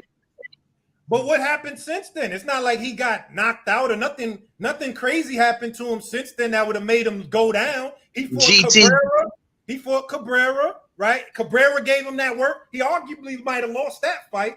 Then he beat the shit out of Rolly, and then he just had the last fight. So he got outboxed by Cabrera and by El Rayo, boxers who are maybe C level. Cabrera like a C. El Rayo a B-. So again, I'm not taking away from the rest of Tank resume because I think Tank actually has a good resume. I hate when people say that, but people try to say Tank don't got a good resume because he does. Be clear about that. But I just don't know if Pitbull Cruz is the example as far as what it takes to outbox somebody, because I think C-level guys can outbox Pitbull Cruz as well. But you got to look at the table that was set, because all ancestors like good soul food. And I'm going to tell you one thing about my partner in crime. On Sunday dinner, you can bring him a chicken breast, crispy fried, seasoned, battered properly, and sit it on his plate, right? And he going to smell it. Best chicken he ever smelled, mama. But when you walk away from the table, he going to call you back. Hey, where you going? You going to like, what you mean? He going to say, with a side. With my collard greens, with my baked macaroni and cheese, please. What I'm trying to say to you is that at that particular time, they were hyping Pitbull Cruz up. I'm not talking about the second half of the anchor. I'm talking about the first half. They was pumping him up to be the mini Mike Tyson. And he couldn't beat GTD with one hand tied behind his back because you saw the plan A, B, C take place. And Coach Calvin told him in the corner when he looked up and said his hand messed up, which was hurt fry. He said, you asked for this, figure it out. That's when you know it's levels to this. What do you say, Squeeze? My hand hurt. You asked for this, didn't you? Figure it out. I don't want to hear that. That was a father to a son conversation in the corner. And what you see, he figured it out. He was flailing, moving, touching, fighting, slipping. But I said, oh my God. He looked like in the amateurs tank because everybody was taller than him in the amateurs. Go back and watch the footage. And you heard a voice in the corner, a familiar one. You bet not back up. You bet not back up. This was a match made in heaven. This was destined. Coach Calvin and GTD was destined for this sport. And GTD said, I didn't come to the gym to be professional. I came to the gym for the family atmosphere, the love I wasn't getting from home. And to him, in there was just playing. He was just playing around. Y'all guys, dead serious, I'm in there playing around. Now I've seen an opportunity to make millions of dollars and give generational wealth, something his family never saw before. That's a different type of fighter. He's fighting for more than what those guys fighting for. I'm breaking it down like that. In the ring, he not fighting for the victory. He's fighting for where he came from. That's what his fights are. But when you get in the ring, oh, I'm a beat Tank because I want to be the best fighter in the world. No, not with him. With him is I'm gonna beat you and I'm gonna humiliate you. And after I do it, you notice he goes over to the corner. He picked the fighter up. When he locked Leo Santa Cruz out, he was concerned about him. He was concerned. Look at Rolly. When he did that to Rolly said he was going to get him out of there in the first round. He ran over to him. Afterwards, he shook their hand. He gracious in victory. He's gracious in victory because he probably still pinching himself that I went from an alley street, one way in, one way out, to Beverly Hills. That's shock, yo. You've been on Pennsylvania Avenue, Cigar Talk. Yeah. That's a different change. That's a different. You was, hey, bruh, you was in the trenches. Right there where you was, it used to be the high rises, but they deployed all of the high rises and just made them small. That's all they did. You still was in my car right there. It was a whole group of niggas right there. I parked my car and there's abandoned buildings everywhere. I said, I hope my car's still here when I come back. I looked around. I said, I hope this is my car still here. You was in the grip. Yeah, I know. I felt the energy. Did y'all go get them crab cakes afterwards? Nah, man. I didn't. Nah. All right. Hold on. Let me. I just want to know this because all right, if you don't, Senior, you mentioned you don't got it at a 50-50. What percentage do you got this fight at? I gotta hear this with my damn son. Good question, Cigar Talk. I gotta hear this one. Come on. I'm gonna be nice. Nah, don't be nice. Be honest. Don't be nice. Be honest. I'm gonna give him 80-20. Oh my God. Being nice, you give it 80-20? Be nice and give him 80-20. Oh my God. That is nasty work. Now somebody had a conversation with my guy the other day. He said I need to see Shakur work. Like, you know what I mean? Like, because that's what really sold me on Tank the first time I seen him in camp. And I seen him work. You know what I mean? But the things that I've seen from Tank and the things that I've seen from Shakur, I just don't see it. There's no way I could put it at a 50-50. You know what I mean? Because when you you take power off the table, just look at boxing. There's no way I could put it at a 50-50, just at boxing. And then once you put the power on there, you're going to move the number even more. You're going to move the scale. You're going to tip the scale even more. I give it 80-20. That's being nice. Squeeze, what about you? He took the words out of my mouth. It's funny. He said that I'm at 80-20 too. I mean, he showed up. It was nice of him. When I see a fighter as short as Tank, he don't have the longest arms. He's not the tallest. So they even have conversations. I want to see GTD fight Terrence Crawford and Spawn, or Earl Spence, or better yet, Deontay Wilder. I'm looking at these guys like, oh, do you know how short and little GTD is? My point is that power. I seen him, and this is no lie, I seen him hit an MMA guy at 175 so hard that he froze in midair. All you needed was cement to pour over him. He'd have been a statue. I begged him, please don't hit that guy again. You'll kill him. And he put on brakes with the sweeping left hook. And I just looked up to God. That's when I really started. But I believed in Jesus. But from that day on, I knew there was a God. Because if he'd have brought back that left hook, he'd have knocked that dude up on the wall like Thomas Hitman Hearns did Martin Lawrence on the show. And I come out of the era of Muhammad Ali, seeing the tail end of Muhammad, the Mike Tysons, the Sugar Ray Leonards, the Marvin Haglers, the Alexis Aguayos, the Boom Boom Mancinis, the Jerry Coonies, because I don't want to be biased here. I come out of that era of these fighters. And then comes a GTD. It got me loving boxing again. It got me excited. He's really fan friendly, and I'm just amazed of the ability that this kid had and that small body of his, and better yet, alone, the power, man.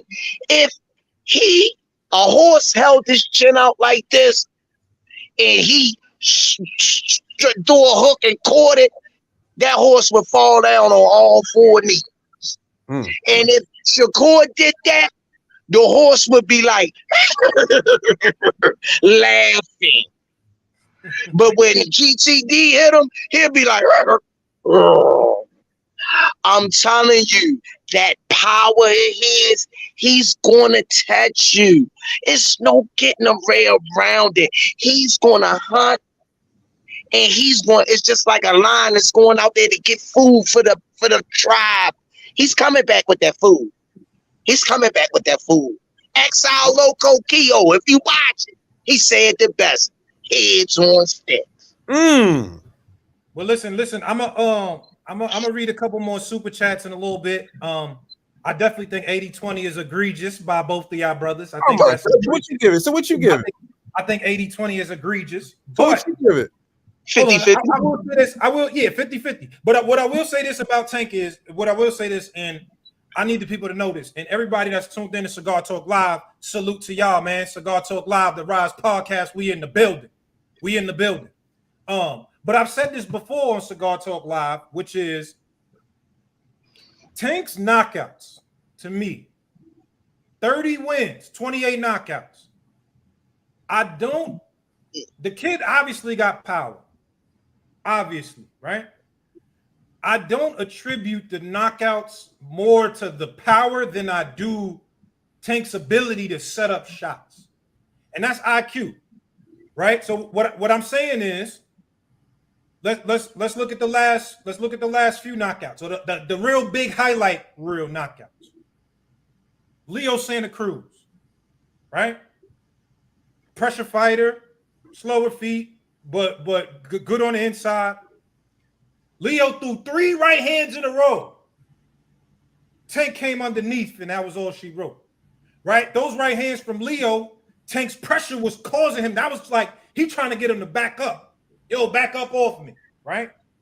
But Tank is too smart for that. You throw 3 right hands, you throw 3 of anything in a row, is over for you, for Tank. He gonna read it, pick up on it, and counter your ass. Same with Rolly Romero. Hold up. Time out real quick. This is what I want you to do. Go look at the second and third round of that fight. Of Leo? Go look at the second and third round of that fight.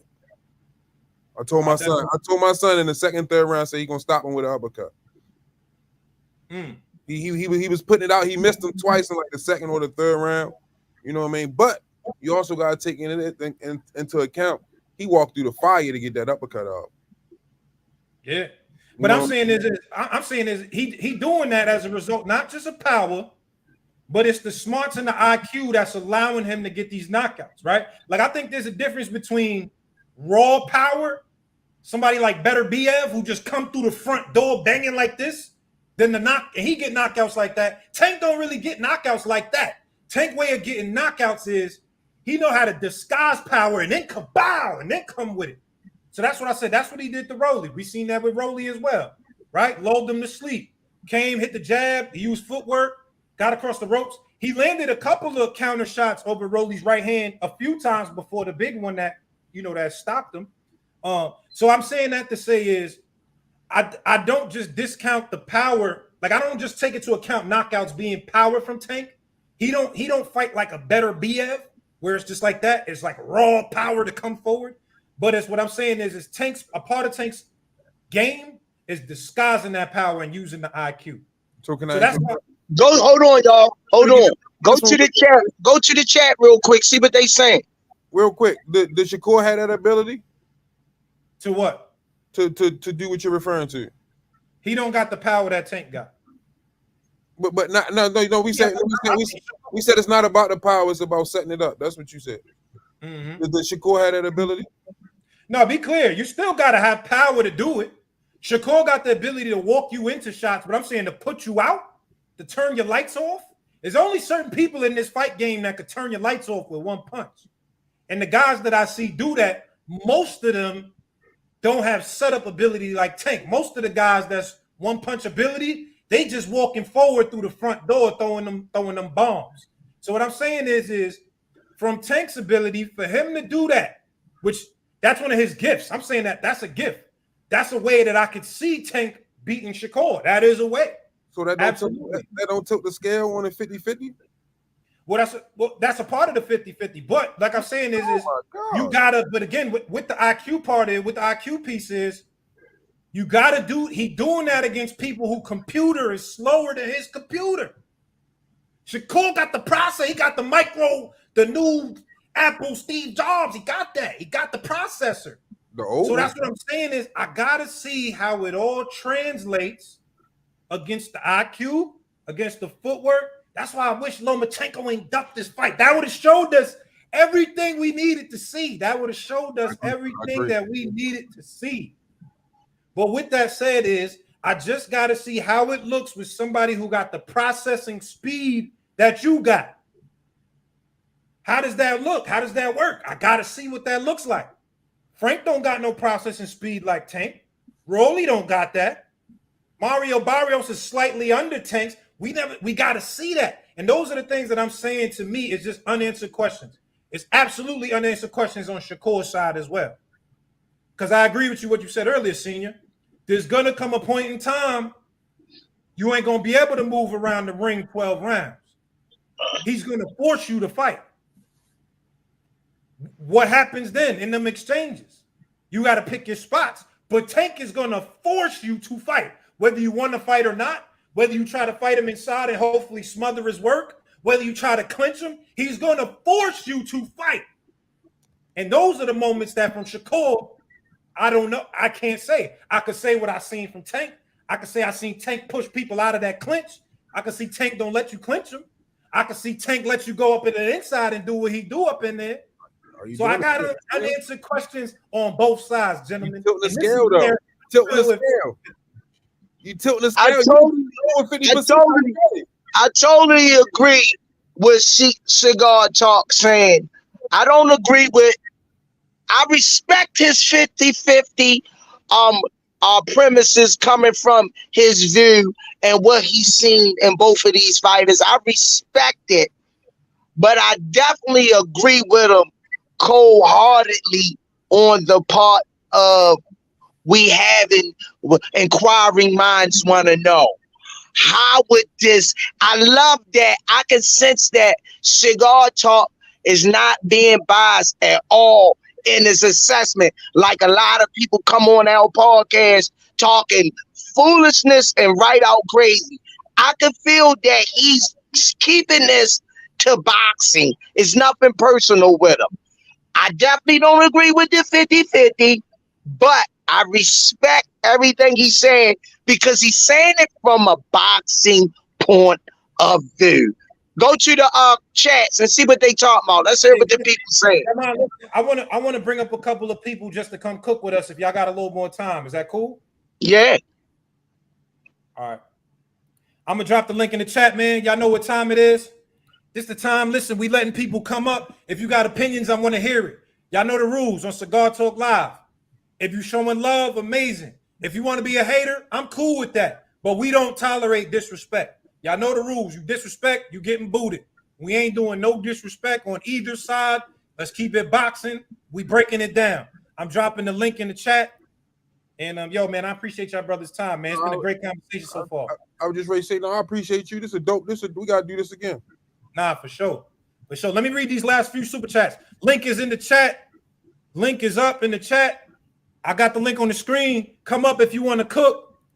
Let's go, family. Come up if y'all want to cook. Fight fan. Y'all know what time it is. Link is in the chat. I'm going to read a couple of these super chats before we start bringing people up on the stage. Salute to all the super chats too, man. If you're showing love in the super chats, thank you very much. This is what keeps this show going. This is what keeps, us being able to do what we do, man. So I appreciate y'all. Let me see. Green Villain Mike.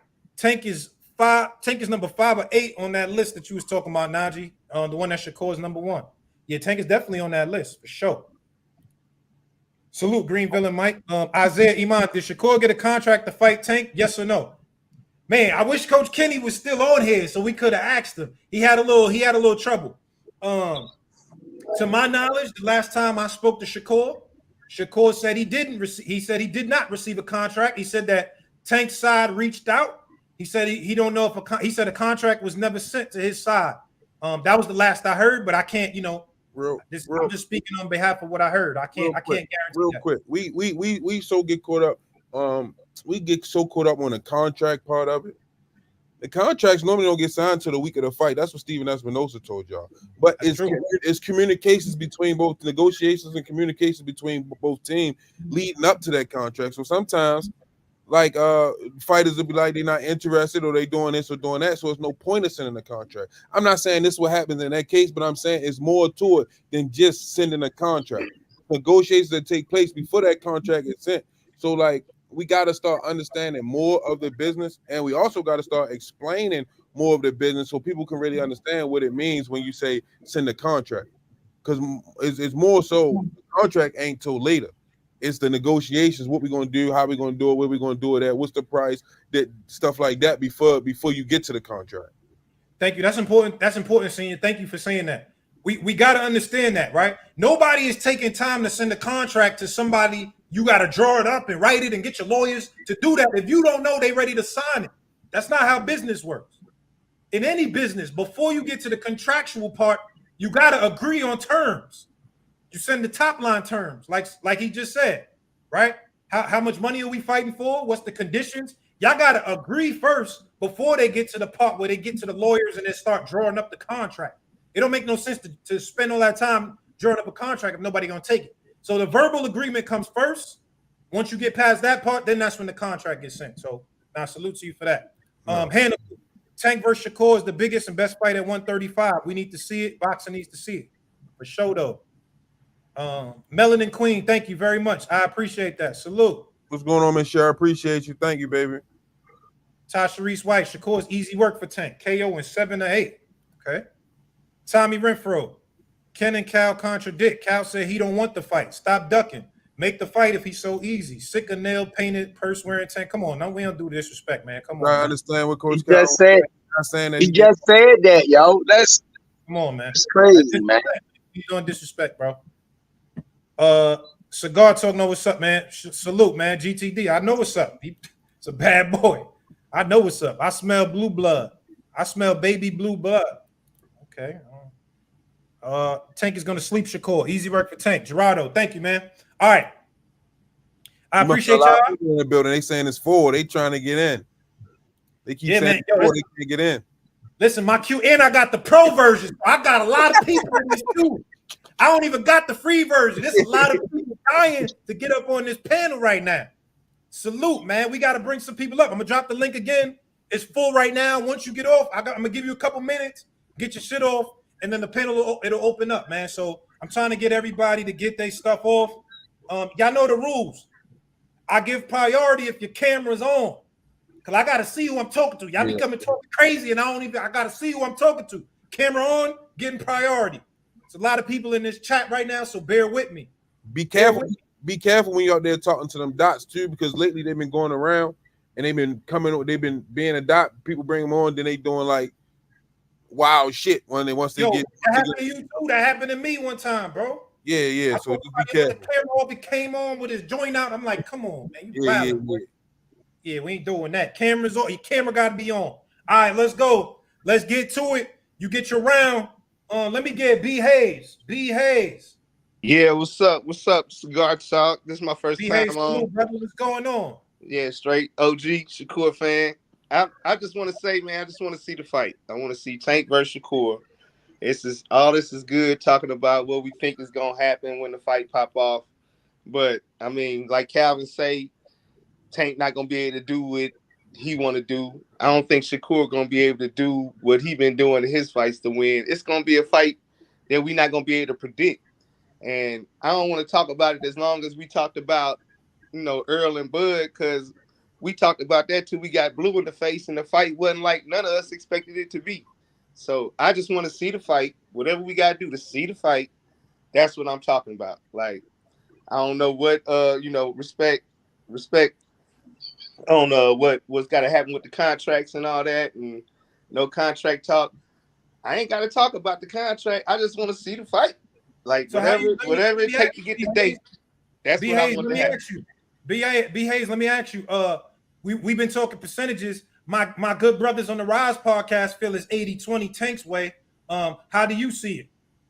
I think it's a 50-50 fight. You got the best defense in the game against the best offense in the game, and what's gonna prevail? Do defense win championships, or is that equalizer gonna equalize the whole shit? It's like I personally don't think Tank gonna be able to land that flush shot against Shakur that's gonna end it. He gonna have to win a decision, and that advantage goes to Shakur for me, but not enough of an advantage because of that equalizer for me to give Shakur 55 or 60. I mean, it's still 50-50 in my eyes. I'm with you on that. Yo, Rize brothers, can he land the shot? Rize brothers, can he land the shot? Well, first of all, how you doing, young man? Second of all, Feel good. you look old enough to understand. You've been around the sport for a while. You ain't no teenager. And Not let's at get all. that straight. Huh? You're not 18 or 19, right? Not at all. You've been I'm double around that. I'm double that. you've been around the alleys, the Roberto Durans, the Marvin Haglers, right? For sure. My thing to you is you said GTD not only knocking these guys out, but the way he's setting it up, what makes it special. And he's not the tallest, he's not the biggest. He has the least attributes. And just I respect what you're saying, but you really stretching the envelope thinking that he's never going to touch Shakur in 12 rounds. That's just my opinion. That ain't what I said. All right, go ahead. Can I ask you a question? Yeah. What out of Shakur's last five fights, he got hit in all of them. All of them he got hit. Yeah. Think Tank ain't gonna touch him? Yeah, I think he's gonna touch him. I don't think it's gonna go like that. I think he's gonna touch him at least 6-7 times around. And he only get hit 4 or 5. I just ain't seen him get flushed though. I ain't seen him get hit flushed. I ain't seen him get hit with that shot. He take that shot. You know that shot that Tank be landing. All I asked was he got hit in his last 5 fights. That's all I'm asking. He got hit in his last 5. Okay. Let me ask you this: has he got hit with anything he hasn't seen coming? Listen. I just asked, did he get touched? I just want to know if he got touched. He got touched, but he saw all of it coming. So listen. He got touched, right? Yes. Them guys don't have the capabilities and the attributes that GTD has. So if they touch them, what do you think GTD is going to do? He gonna touch him, but it's the ones you don't see coming. This is the most accurate puncher in boxing right now. Yeah. So you think he's not gonna catch him with a flush one? No. I think he's gonna touch him. I'm seeing you. He's entitled to his opinion. That people come on here and be disrespectful, call people out of their names. No, the man is sticking to what he believes in his fighter, and it's nothing wrong with that. I love what you're saying, man, and I just want to see it. And I'm riding with my guy.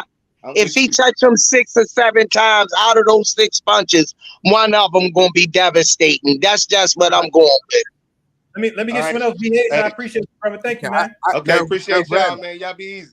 No, I appreciate granted. I want y'all to understand. I want this fight more than anything.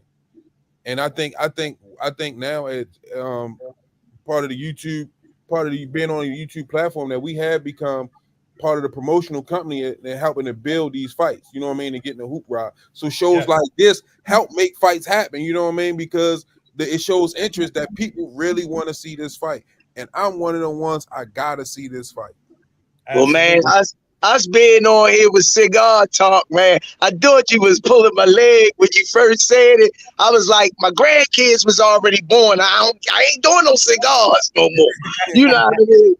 Just for him to think about us, to have us on his platform that's hot and growing right now, steam rolling, man, I just can't thank you enough, Cigar Talk, that you show us that grace that have us on this platform, man. Because some people, I don't want to deal with them. Their numbers ain't the biggest. They don't know what they talk. For you to open that door for us, man, it means a lot to me, man. Nah, man, listen, this is bigger than numbers. This is about good boxing conversation right here. And I feel like everybody's thoroughly entertained so far. So, you know, I appreciate y'all. Let me bring up a couple more on the panel.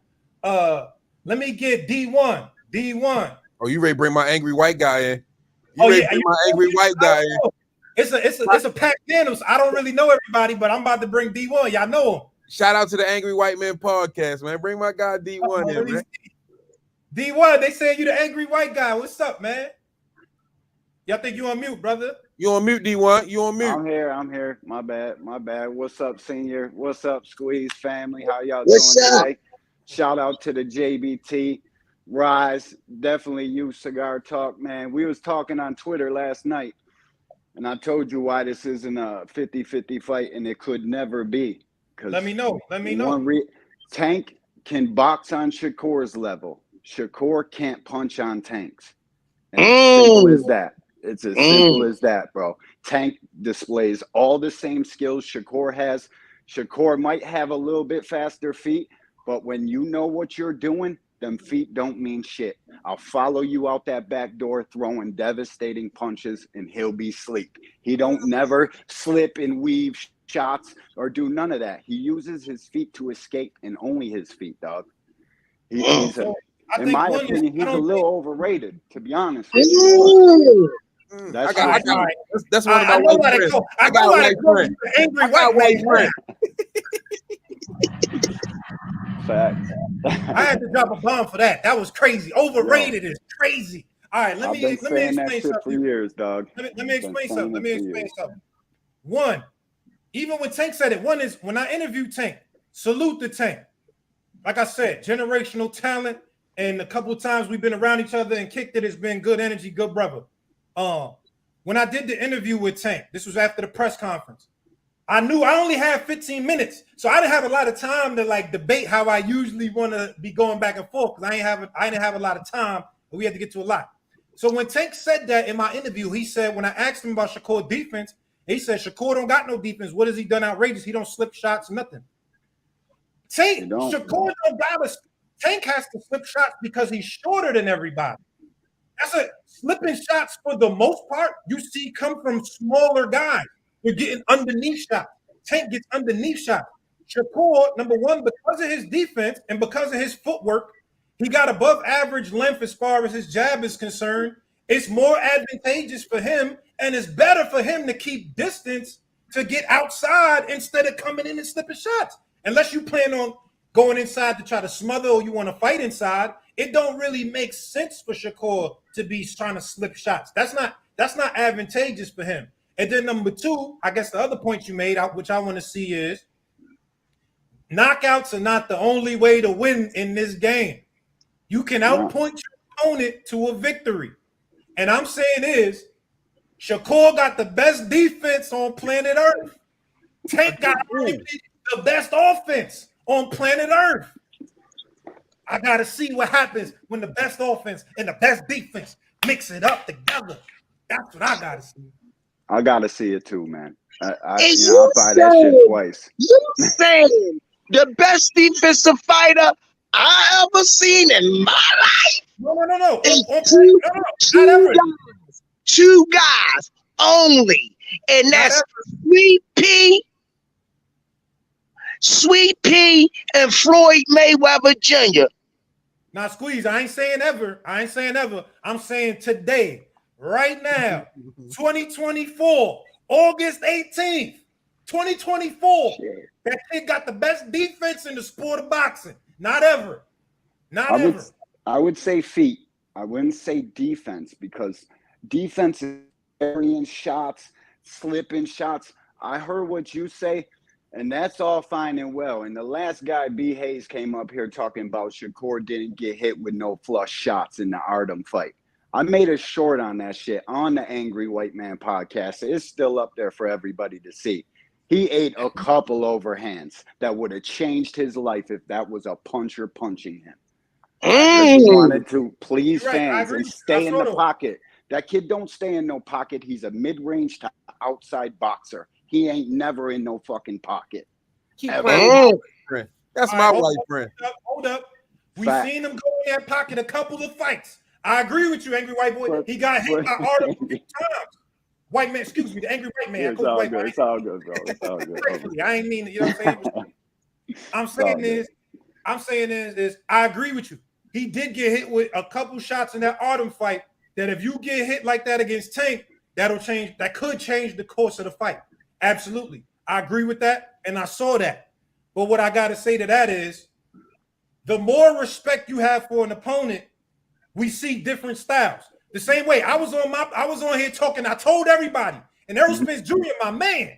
I love Errol Spence Jr. I'm a big fish. I told everybody. You're gonna take that Band-Aid off right now.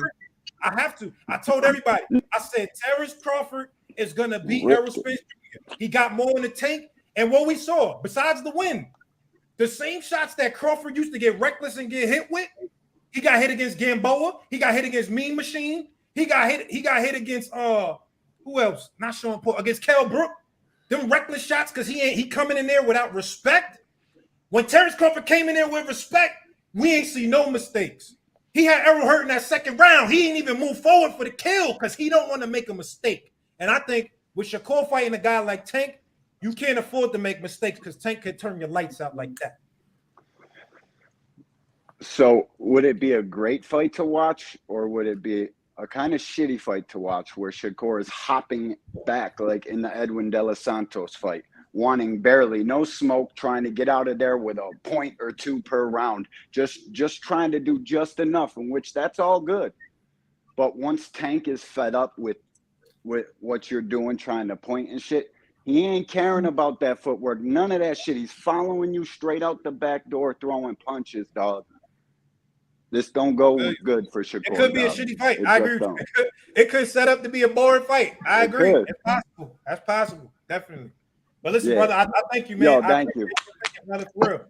Shout out to the JBT, to Cigar Talk, to Rize. Love, man. Peace and blessings. Be good, boys. Man.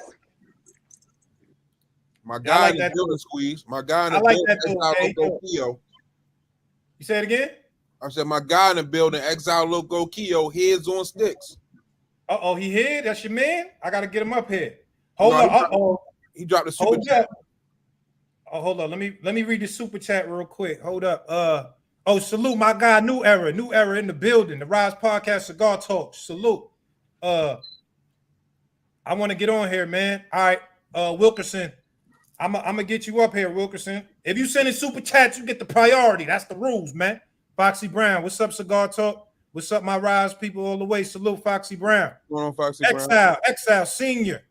Head on sticks. They don't understand the meaning. What's head on sticks? Hashtag sticks. That's what he want. Heads on sticks. Oh, heads on. That's what he want. Okay. Salute, Exile. Phoenix the Assassin. Tank counters in between shots. Shakur doesn't. Tank can fight in the pocket even with shots coming back at him. Shakur doesn't. Shakur's defense is incomplete as far as they say it is. I would disagree with you as far as the defense, but countering in between shots, I agree. I agree with that. Tank does that often and very good. I see Shakur do that at times too, but I definitely think that that Tank throws with you more. I definitely agree with that. GTD don't leave it up to the referees. You're right. He don't. Exile, you right about that. Listen, I see OG Val in here. Hold up. Oh my God. You know I got to bring the OG Val up here. Hold up. The OG. OG Val. What's up, Najee? What's up, Najee? What's going on, Val? What's What's good, going Rod on, Val? Podcast? Senior, Squeeze, Kenny, Calvin, Tank. What's happening? My God, Val, what's up? What's up, OG man? Hey, Val man, in the building. I'm going to say it like this here, Najee. Coach Kenny tried to get to y'all when he made that statement. If the fight go 12 rounds, he going to leave boxing. He letting you know right there. The fight go 12 rounds, Tank losing. Only way Tank can win this fight is with a knockout. And guess what? Shakur ain't getting knocked out. He ain't getting knocked down. If he get hurt, it's understandable because he fighting the hardest puncher at 135. And another thing I want to say, everything that we saying about what Tank Davis doing, who he putting to sleep, they're not A-level, buddy. We ain't seen that yet. We ain't seen the A-level yet. Everything we seen Shakur do, rarely get punched, dominate rounds. We ain't seen it against A-level. We haven't seen that yet. So this is two A-level fighters that's going to be debuting for the first time towards one another.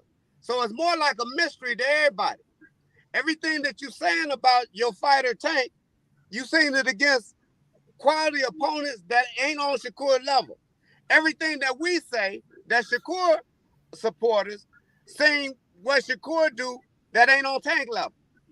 Now, if you can't agree with that, then you really, really don't know boxing.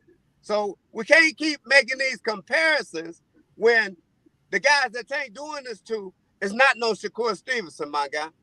Frank Martin is not a Shakur Stevenson in no world. And I'll never be in no world. Shakur been having them gloves on long as Tank been having them gloves on. Tank been having them gloves on as long as Shakur been having them gloves Hold on. I was about to say, Squeeze, don't run with OG Val get hit. Squeeze, don't run with Val get hit. Yeah, he ran on purpose. It's all good. Squeeze, no, I got Nah, love for him. I'm messing I with got him. love for him. That's my Christian brother. That's my Jesus Christ brother. Hey, me and Mr. Val, we good. He cleared some stuff up for me. He said he'll never disrespect a man and disrespect him. And that's all I can ask for. And I appreciate that Mr. Val is behind his guy 1000%. Facts.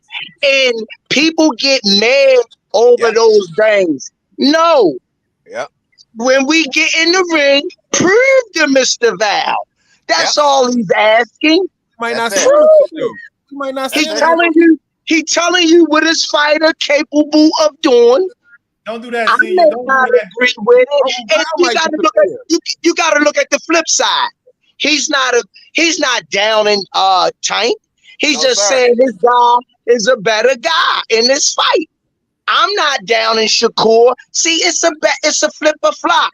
I'm gonna go with the attributes that my guy has. He gonna go with the attributes that it's just like a football team. Absolutely. You know what I mean? It's like a football team. Who the Super Bowl strongest? time. Who's the strongest team? Yeah, So at Super Bowl time, the best two is there in the Super Bowl.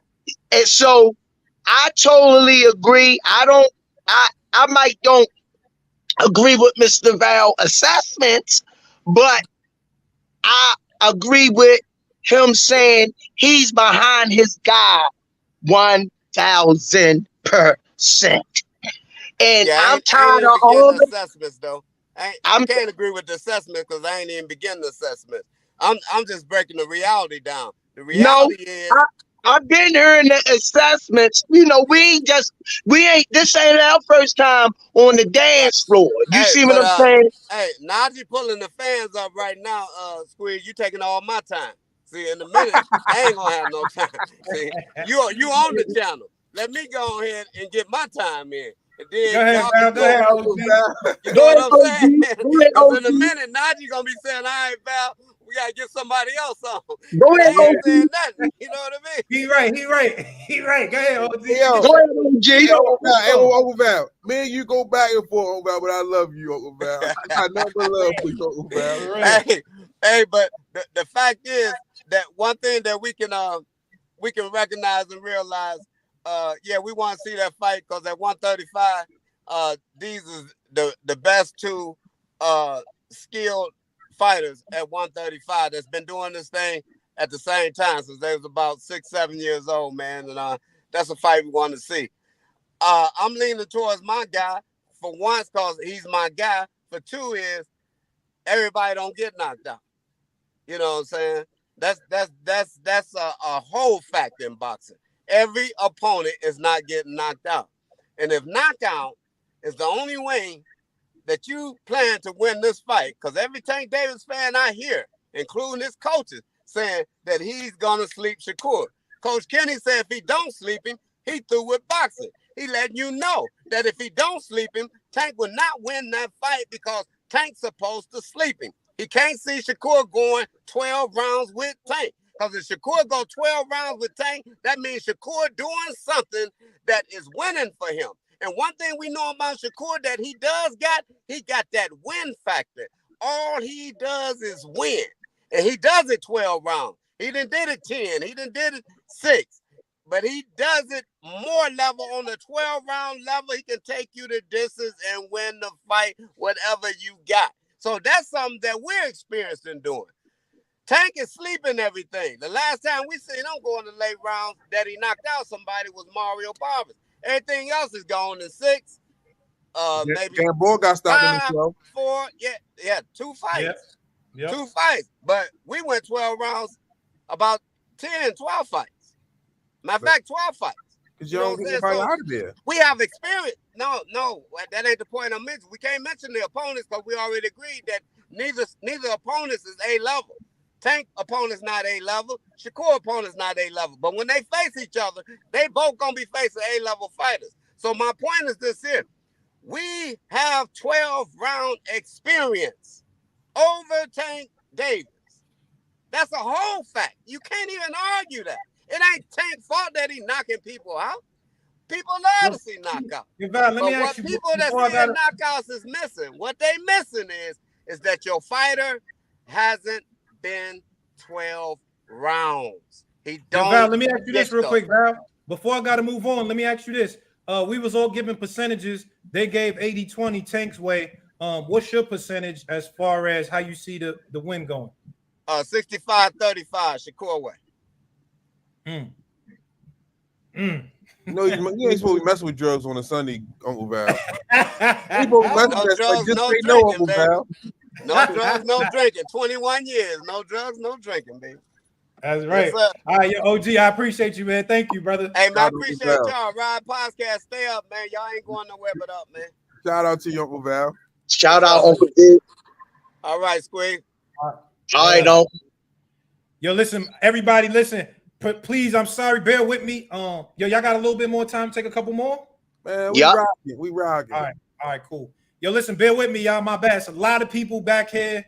I got you. Hold up. Let me get Onyekachi. Onyekachi? Onyekachi Jennifer. Onyekachi Jennifer. Yeah, let me get Onyekachi up here. What's up? You got the blue on. What's up? How you doing? Hi. Good evening, everyone. My name is Onyekachi. I'm calling from Nigeria. What's going on? Nigeria. Yeah, GTD all day, every day. Okay.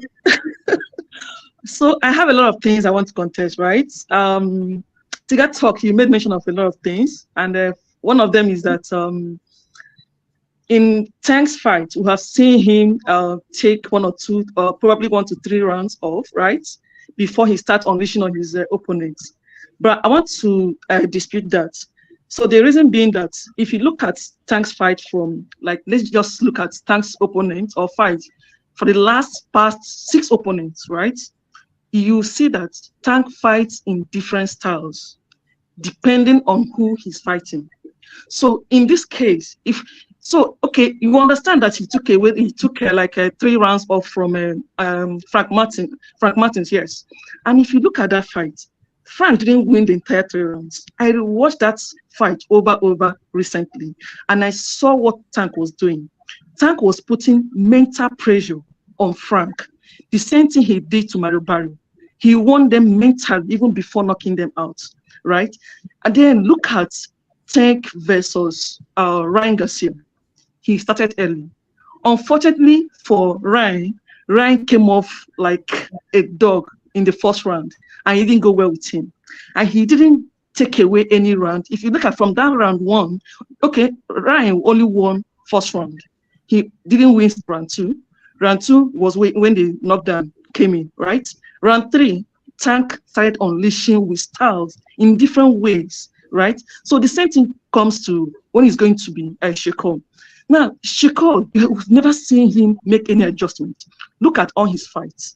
Yes, you would say that you would think that okay, probably he's defensively responsible in the sense that he uses his feet, right, for defense. But at the same time, there were two opportunities for Shakur to make an adjustment. But in those two fights, he failed. Now, those fights were one, Edwin De Los Santos. Edwin De Los Santos, yes, we can argue that his hand was hot. But at the same time, go back to when Tank's hand was hot on what's it called? On a cruise, as a cruise fight. What adjustment did Tank made? He started boxing with one hand in different styles, slipping punches. Do you understand? Giving different angles. But look at when Shakur's hand was hot in Edwin De Los Santos. What did he do? He started running backward. Do you understand? So invariably, his defense is actually using his feet. Do you understand? But he doesn't give angles. He only moves backward. Do you get it? Now look at this guy would have actually been the easiest fight for him, which is this guy Otton. Right? But he could not, apart from knocking out, we all knew if you go back to Shakur's fight from amateur, you will see that Shakur is not a power puncher. We agree, there's no problem with that. Do you get it? But don't present yourself like you're a killer. Do you understand? I think that is where he overpromises and under-delivers. Do you get it? And fans will start attacking him. So, but in this fight between Tank versus Shakur, see, in any scenario that was going to play out, Tank is going to win. Let me tell you why. Okay, two things. We cannot agree that if there's going to be a knockout, it's going to be Tank, right? No argue. There's no contention, right? But when it comes to what about the boxing aspect of it, remember that Tank is a power puncher. So at every point, regardless of what Shakur is going to throw, he will always think twice before even throwing whether it's going to be a jab or even throwing his right hand. Do you understand? So he will always be scared. So in that case, for any time, Shakur will definitely be scared of throwing punches because he doesn't know what is coming back. Do you understand? There was something that Tank said in a complex. He said all other fights, apart from what's his name, Romero, Ryan Garcia, that every other fight he made. See, there was a sign he made like this. That means he's going straight at them. There won't be any, I don't know if you get what I'm saying. There won't be any form of trying to think backward to know, what should I, if I throw my punch to this guy, what is going to come back at me? Do you understand? But what it means is that Shakur does not have anything to keep Tank off. So it's going to be straight fight. It's not, I don't think GTD is going in there to box with any of them, whether it's Devin Haney or whether it is Shakur. So that is what I'm going to say. Thank you. All right. Onye, first of all, I appreciate everything you said. You was cooking up here. You definitely know your boxing. You was up here cooking. I would have to dispute the point. I mean, I agree with most of what you said. Just as far as if it's a knockout, we know what it's going to be. Tank can also box. The only thing is, I would disagree that I feel like Shakur has enough power to keep Tank honest. I don't think he got enough power to just come in there and hurt Tank or like he gonna stagger him. No, but I think I've never seen nobody just be able to, outside of De Los Santos when his power hand was hurt, I never seen nobody be able to just walk in the front door on Shakur and just walk in like they don't give a fuck. You know what I'm saying? Because he been able to counter you enough that he gonna be able to keep you honest. So that's what I think is it'll at least keep Tank honest enough that he ain't gonna just be walking up in there like not disregarding anything that he got coming back. But I agree with damn near most of what you said though.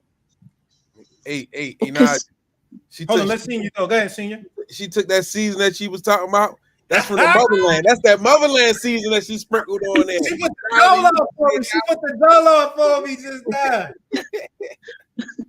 I got squeezed in the back. He said he got a phone call and got knocked out. He can't get back in. It's 2-4. All right, hold on. Let me get yo, my bad. I gotta knock the last person out because I gotta get squeezed back up, y'all. So pardon me. We gotta get squeezed back up. So my bad. Tell him to try again now. Yo, Squeeze, if you're here, try again, brother. Yeah, go ahead, Onye. My bad. Go ahead. Okay, yes. Okay, just like you said, apart from Edwin De Los Santos, no other opponent of Chico Steven has been able to knock on that door, right? But the fact remains that these guys are not Tank. They can never be Tank. That's for a fact. Do you understand? One, ring IQ, another thing again, power punch, right? And the mental pressure Tank put on his opponents. So we need to put those into considerations when we are analyzing Tank versus Shakur. That's a good point. That's a good point. You making some good valid points. Cook it. Making some valid points. You know what I'm saying? Thank you for coming on. Thank you for coming on. I appreciate you. Thank you very much. All right. Thank you very much. All right. Somebody called me and knocked me out, man. That's why I don't like doing it on the phone. No, yo, listen, she was cooking. I can't listen. It ain't nothing I can say to that. She cooking. Right. The women know boxing too over here at the Rize podcast. I love it. I love it. Hold on. Let me get Durval. Get my man Durval. Yo. You can hear me? Y'all can hear me? Yeah, we hear you, brother. What's up, man? We hear you. Respect to all of y'all. Najee, I respect what you got going. I'm a big fan, bro. Thank you, brother. In terms of everything, I'm not gonna lie. I don't see a scenario. I got a lot of respect for Shakur, but I don't see a scenario where he wins. Najee, this is for you. Like, I really feel like you gotta think about it. We know how boxing is. It could be politics. And I think Shakur defense is like tough. But if Tank is like the aggressor for most of the fight, I don't see a scenario where Shakur could because he don't like trade. Shakur don't like to trade much. And like Shorty was saying, like with the mental pressure that Tank is gonna put on him, I feel like he gonna be a little hesitant. And I feel like that's gonna be his downfall. Not only the power, everybody's saying, "Oh, Tank gotta knock him out." Oh, I don't see it. I could see it going 12. I got respect for Shakur where I could see it going 12, but that don't mean that it's gonna go his way for me if it goes 12. I feel like that's like a misconception that everybody got. I could see it going 12 and like Tank being an aggressor and dominating the fight for real. But that's my opinion. I don't know if I agree. You say you could see it going 12 in your dreams or while you was awoke? Listen, OG. If I'm being honest, I got tanked by KO. But I'm not gonna be like, oh, it's impossible for it to go 12. I feel like that's where a lot of people I got enough respect for Shakur where I could see him running and getting on that bicycle. But at the same time, that's not gonna work. People saying, oh, if he all right, for example, people like Shakur hand was hurt against De Los Santos, and it probably was.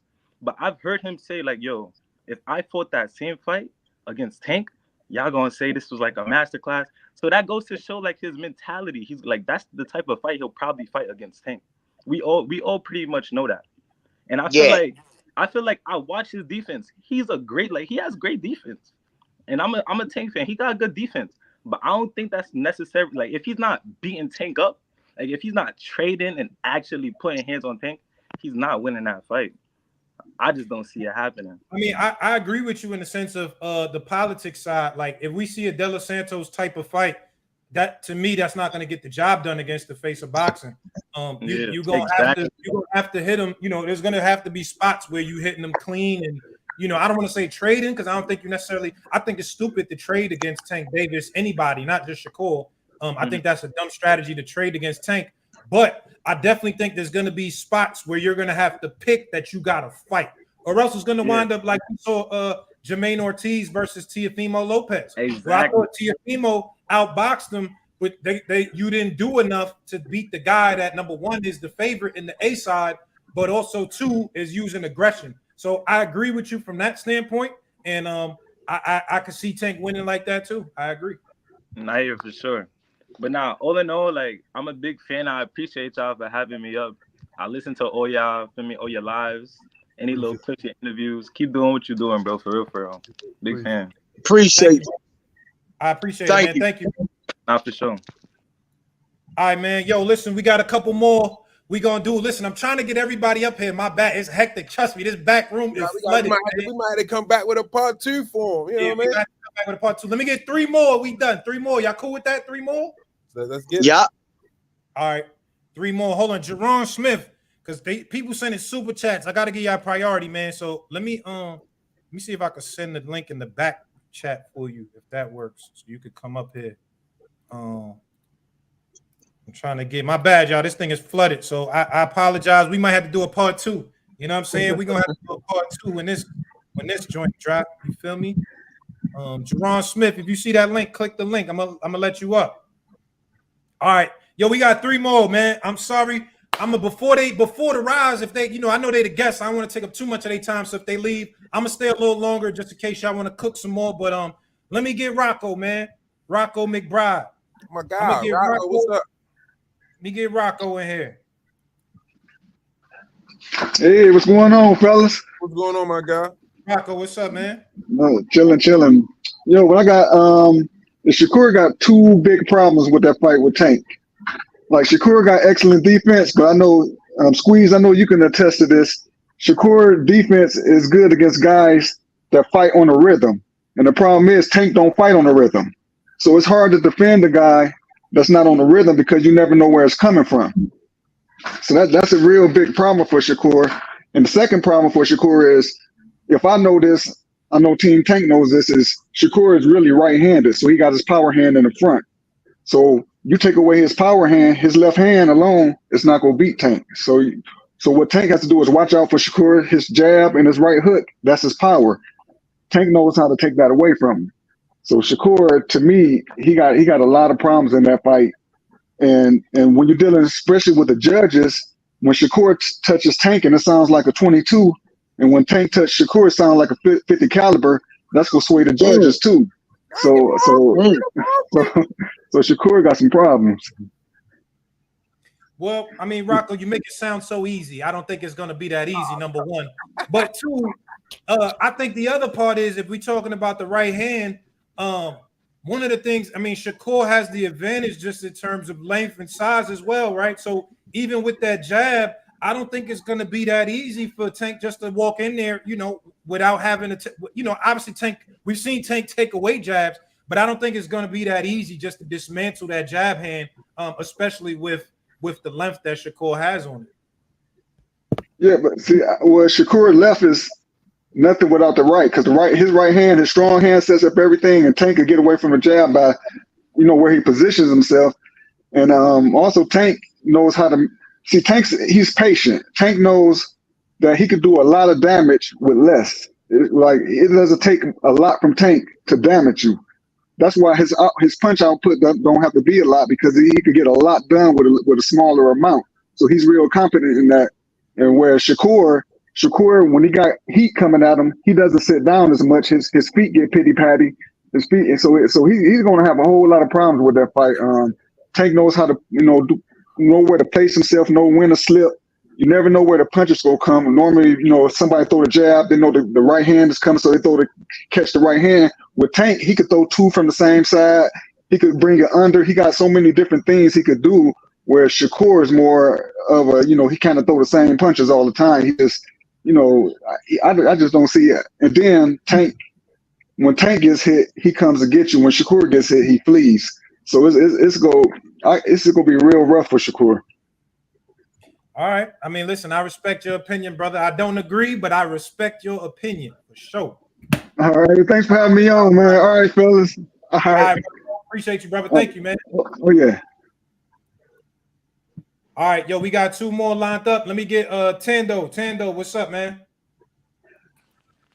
Yo, can y'all hear me? We hear you, brother. What's up? Hey, couple things. I feel like a lot of people keep saying Shakur gonna get knocked out, and something about his movement, his footwork, and a lot of comparisons were made to Frank Martin. I'm just curious, in what world is Frank Martin Shakur Stevenson? They're not even close. a good point. That's Senior my point. Squeeze, anybody? No, hey, guess what? We've been on here chopping it up. When I heard them come on here with their assessment, I'm being respectful. I'm listening to the brother. But if you want me to answer it, the it wasn't a really a comparison. We was just talking about the similarities and what GTD have seen up to date as far as movement. I agreed with Cigar Talk, said that Frank Martin had the best movement opponent wise up to date that Now, did you notice that GTD Frank has Martin fought. only had one escape? He only went one direction. Yeah, but he was Right? moving around. He was popping the jab very No, nice. but He was when he popping tried the to get jab away from very. Tank, he went the same direction every time, very predictable. I'm not gonna say low IQ because again, I mean, that could be what they told him to do. But Well, if you we go know he back was and going with the watch same the fight, IQ. he did go other ways when they told him to make the adjustments. Just go back and watch the fight. But we was talking about comparing to who he faced movement Yeah, wise. footwork. Okay, You I get know, that. it wasn't really a comparison of him having footwork of Shakur, which I think is overrated. In my opinion, I think Shakur's defense and footwork is overrated. Shakur is a slick boxer. Sure. I totally agree. He's very slick. Now, does he has the best footwork? In my opinion, I don't see it. I don't see him bouncing on his toes like Ali did. Ali stayed on his toes and flicked his jab. Look at that similarity in between Ali's style and Shakur style. You're In my not book comparing and them to reference, people of that's his what I size, though. call. That's not That's fair. what I call. Go ahead, because I'm sorry. Go I'm ahead. not going to talk like you talking. Go ahead. Go ahead. I'm not going to compare. I'm going to say Ali was a mover, stick and mover, great footwork, shuffle. I don't see that in Shakur. Is it necessary? No, we talking about, you said he had movement. I was giving you a facsimile on I feel like, and I mean, let me know if you're done, I guess. But it sounds like you talking about movement, and we was talking about like footwork, etc. Isn't footwork movement?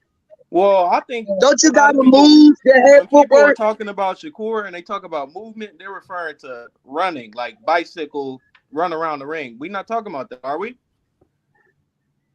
You know what? This is actually an interesting debate because I think Squeeze, you know what's interesting is like when we looking at guys like Ali who excellent footwork. I think now a lot of the fans, or even especially casual fans, call that running today. You know what I'm saying? So that I think is an interesting debate. I would agree with you. I don't think that's running. But I know a lot of people refer to lateral movement in the Ali style today as running. Oh, okay. He ran against Foreman when he rope-a-dope. That's more what I'm getting at, I guess. I feel like people certain things running versus like just how you evade, etc. I would disagree. I don't think that's running. I don't think that's running. Floyd used to evade. They called it running. That evading and running, but Floyd stayed in the pocket to counter too with that rolling, that straight down the alley. Plus, Floyd would stay in the pocket and shimmy the shoulder and counter off the shimmy. I don't see Shakur doing that. He's not even in the conversation of a Floyd Mayweather type level. I get you. Hello, is it me you're looking for? Hello. Nah, I guess I'm just saying, is that like what's up for debate right now? Are we saying Shakur's, like we talk about Shakur and Tank, right? I mean, I'm confused. All right. Hold up, man. Yo, I appreciate, because they about to get off. I got one more, but yo, I appreciate you, Tando. Thank you, brother. Let me ask you this question. Let me ask you this question because this is one thing we ain't get to put in the mix throughout the whole debate. Najee. Yeah. What's Shakur gonna do about that two-headed monster Tank guy? Calvin and Kenny. Cause I don't know if you've been paying attention to the game plans and the videos I've been releasing or Coach Kenny been releasing after the fights where the game plan don't get no better than you can't draw it up no better than that. You go back to the Rolly knockout. He, you know what I mean? He showed you that with the Rolly, with the Ryan Garcia. He showed you that with the Ryan. Then with the Frank, he showed you that. So when you also, that's why I keep telling you, there's no way you can make it a 50-50 because he also you can take the power off the table, but now you can't forget about that two-headed monster back there. That's a good point. I mean, I definitely think Shakur's grandfather Wally is a great coach as well, in terms of his ability to break down the game and game plan. However, is Shakur going to listen to the game plan also, right? Because I know I saw that last fight. It seemed like Wally was telling him certain things, and Shakur had his own way of seeing it. So we got to see that. But go ahead, you got the finger. Go ahead. I'm just saying, like, we seen how discombobulated his corner can get. And that was gonna be another one of my questions because Shakur fought on, he fought some big fights, but them lights can get bright versus a Tank. You know what I mean? Them lights can get bright. You know what I mean? When they cut them lights down and the music start playing, you know what I mean? He come out with whoever he come out with, everybody looking to see what he got on, and he walk into the ring. Now your heart beating fast. And then when he come in the ring and he make that lap around the ring, he stop in front of your face and look you dead in your eye. Now you know shit real because you're in the ring and y'all on opposite sides of the corner. Now all the talking is out the window. It's time to back that shit up. Yeah. And the moment you get frustrated in your corner, this corner gonna look, say we got him. Look what they doing. You know what I mean? So how can it be a 50-50? There's too many different variables for it to be a 50-50 because we just seen the last fight. His corner giving him instructions. He out there doing his own goddamn thing. What he want to do?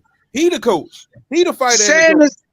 Saying it's 50-50 is saying like Bobby Brown and Luther Vandross is on the same level talent wise. Nah, you squeeze you over here, man. Come on, man.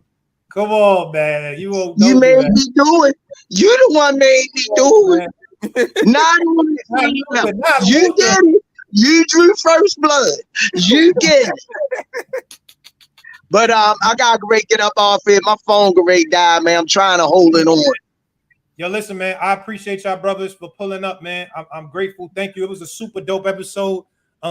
As the fight starts to keep getting rolling, we're gonna have to do more shit together. We're gonna have to do it again, man. So thank y'all brothers for pulling up, yo. Rob, no, appreciate you for the platform. Shout out to everybody that came through.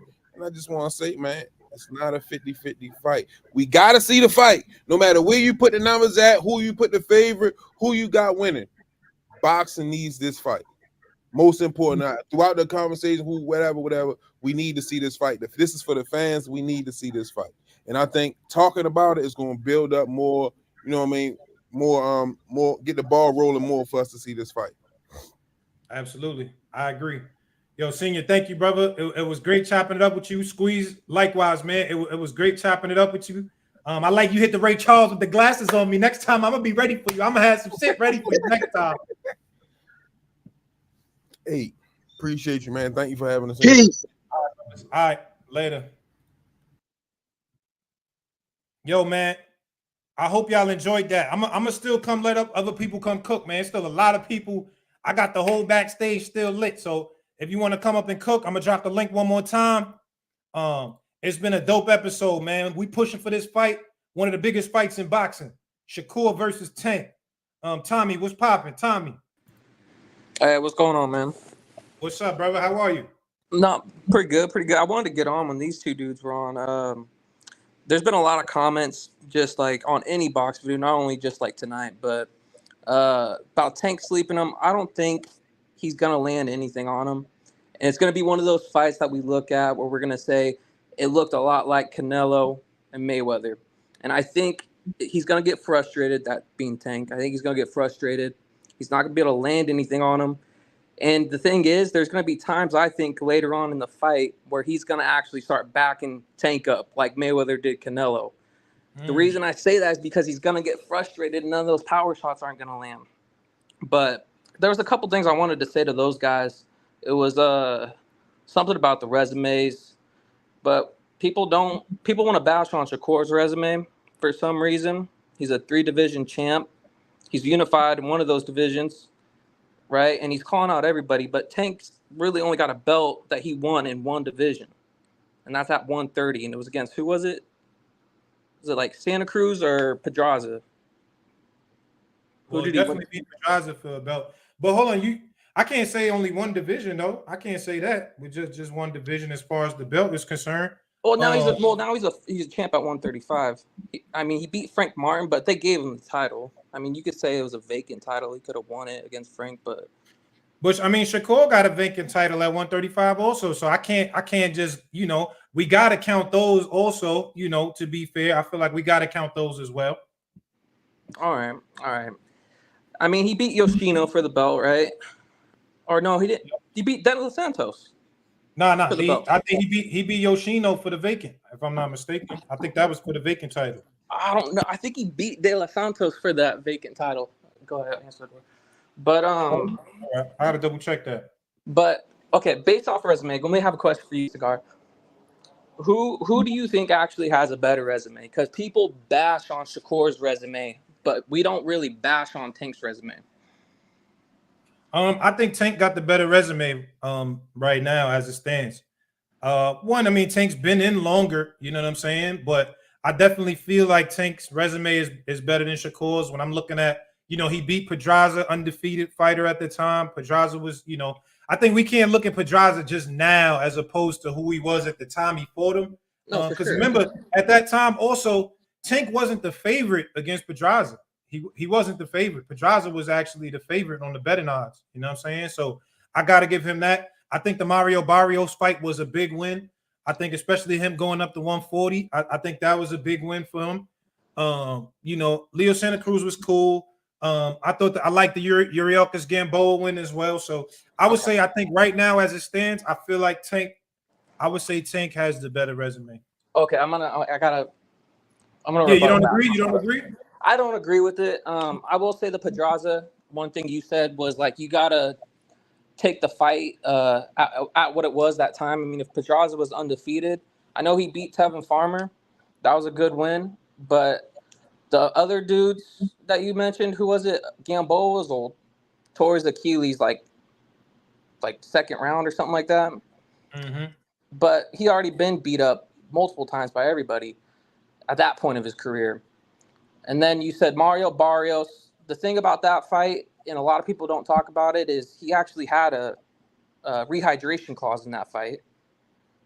So, I mean, there's just little things here and there about every one of these opponents. Even the Ryan Garcia, I mean, he had a rehydration clause, but there's just certain A-side things that, go into his resume. I think Shakur's got the better resume, in my opinion. He beat a prime Oscar Valdez, undefeated, to unify that division. Jamel Herring's a good fighter. He beat a Hall of Famer, Carl Frampton. 126, he beat Joet, I think was undefeated. And then at 135, Yoshino was a good contender. Edwin De Los Santos, no one's going to fight that guy right now. I don't think anyone's going to hop in there right now. Any big names with De Los Santos. But in my opinion, dude, I think, honestly, De Los Santos could beat everyone on Tank's resume. I mean, I think De Los Santos is a really good fighter, but he never fought Carl Frampton, so I can't. No. I'm talking about Jamel Herring. Oh, you're saying Jamel, yeah. Yeah. I thought that was a decent win. That was a good win. I think Oscar Valdez is probably the magnum opus on the resume, as far as that is concerned.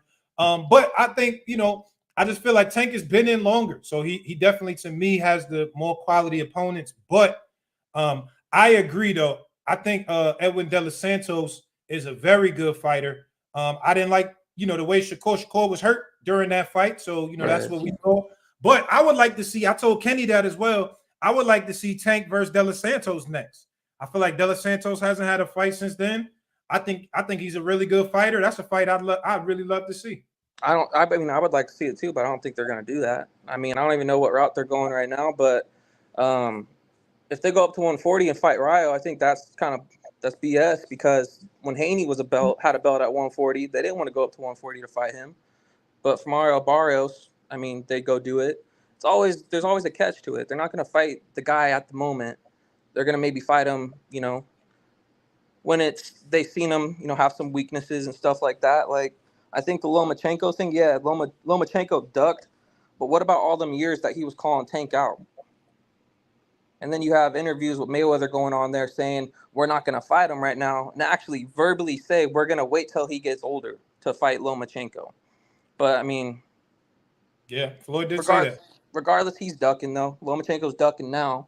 And if he's going to continue to do that, he should just cough up the belt, let the division grow. But I think Tank versus Shakur is the best fight. I don't think we're going to see it right now, unfortunately. I want to see it, but I think Shakur is going to win that fight 8-4, 9-3. And it's going to be a boxing clinic, in my opinion. Man, all right. Yo, Tommy, I appreciate you, brother. Thank you, man. Hey, man. Take it easy. All right. Let me get Weeble? That's how you say it? My bad, y'all. The stage is packed. I'm trying to get to everybody who's the closest, up. What's happening? What's up? Is Weeble? Yeah, this me. What's happening with you? What's up, brother? How are you, man? Man, I'm good, man. I just feel like me personally. What you think about the show? What you think about everything today, man? Man, I've been watching this shit. I stay watching your shit, man. Thank you, brother. Thank you. Yeah, man. Me personally, man, I feel like, you know what I'm saying? I feel like Tank got more tools to come to the job with. You know what I'm saying? Break it down. Which tools you talking about? You know what I'm saying? Say you got two heads of the crew on the job, right? You got Shakur, the head of a crew. You got Tank, the head of a crew. Yep. They're gonna put Tank on the harder job because he got the best tools. But they both gonna get the job done. There's two jobs that need to get done. I feel like they're gonna put Tank on the harder job because he got the most tools, the better tools. They're gonna put Shakur on the, it's a hard job, but it's a little easier than the job Tank got because Tank got the better tools. You see what I'm saying? I get the analogy, but I'm saying, what tools do you feel like boxing tools that Tank got that Shakur don't? I feel like Tank got more options. He got every tool that is that you need. I feel like Shakur, he only known for defense. I never, you know what I'm saying? I mean, he got a couple combinations. He do his thing, but I feel like Tank got more options. I've seen him fight all kind of ways. I only seen Shakur fight like one way. You see what I'm trying to say?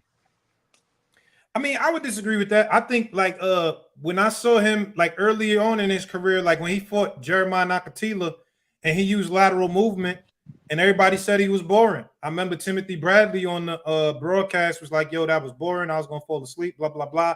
So I've seen fights where I saw Shakur use lateral movement to win the fight. Lately, I feel like with the exception of De Los Santos, I feel like he ain't really been moving like that. He kind of be walking forward, you know what I'm saying? Yeah. He's okay. in mid-range. What you think about this? I hear people saying, you know what I'm saying, not Tank, but Shakur needs to start making people pay. So you think if he start listening to people and get off his game, how he fight, and start trying to counter Tank, how would you think that'll go? I mean, I agree with that. I definitely want to see Shakur making people pay more. I definitely see times where he does it. I've seen him do it a bunch of times, but I feel like for his game to go to the next level, that's a part of it, right? And that's what we saw from Floyd. And that's the point I was making to the Rize podcast brothers earlier, which was when you don't gotta be a super knockout puncher to get respect when you're a great counter puncher.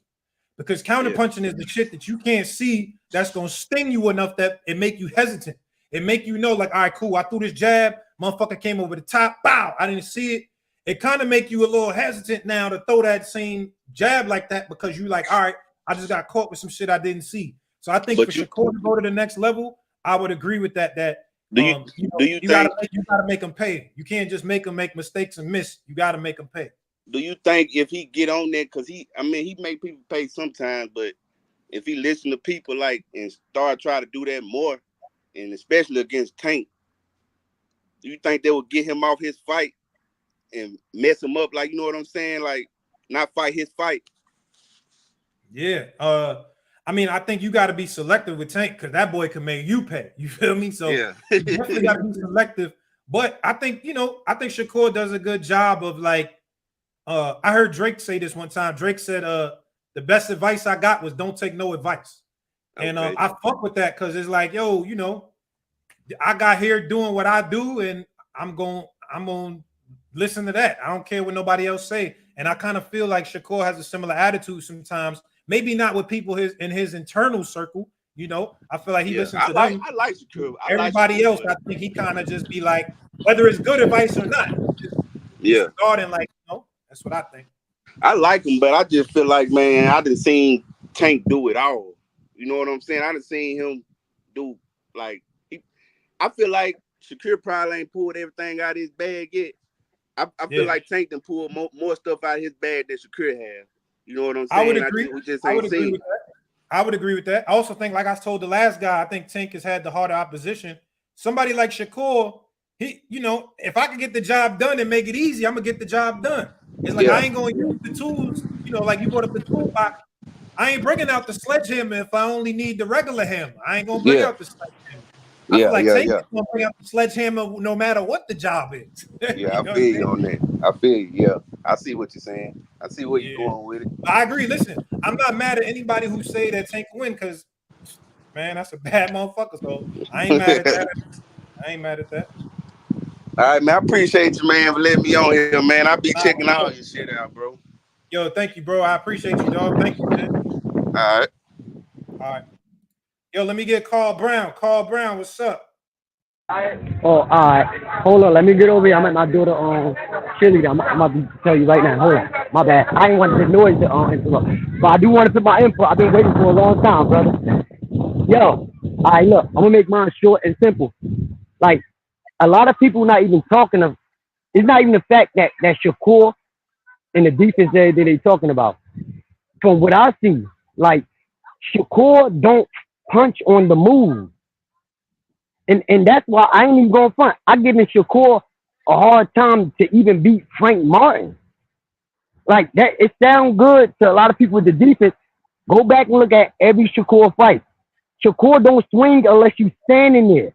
I never seen Shakur punch on the move like Tank do, like on the move, like with power, accuracy, like. You get what I'm saying? And I'm not a Shakur hater. I'm from North New Jersey. I used to live out here in PA. But don't see like what everybody else see. Like, and then you gotta think, people gotta take this in consideration too. Everybody that Shakur been fighting, I really gotta say they've been on the same level of the people that Keyshawn been fighting. I didn't see Shakur getting there with no threat. But I be hearing a lot of panels, and I ain't gonna say no names. I hear a lot of panels be screaming out, "Tank go fight this guy." Tank already took on the biggest hitters. So Tank been in the fire, and Shakur just haven't. Like Shakur probably will beat Tank, but I just can't see it though. I just can't see.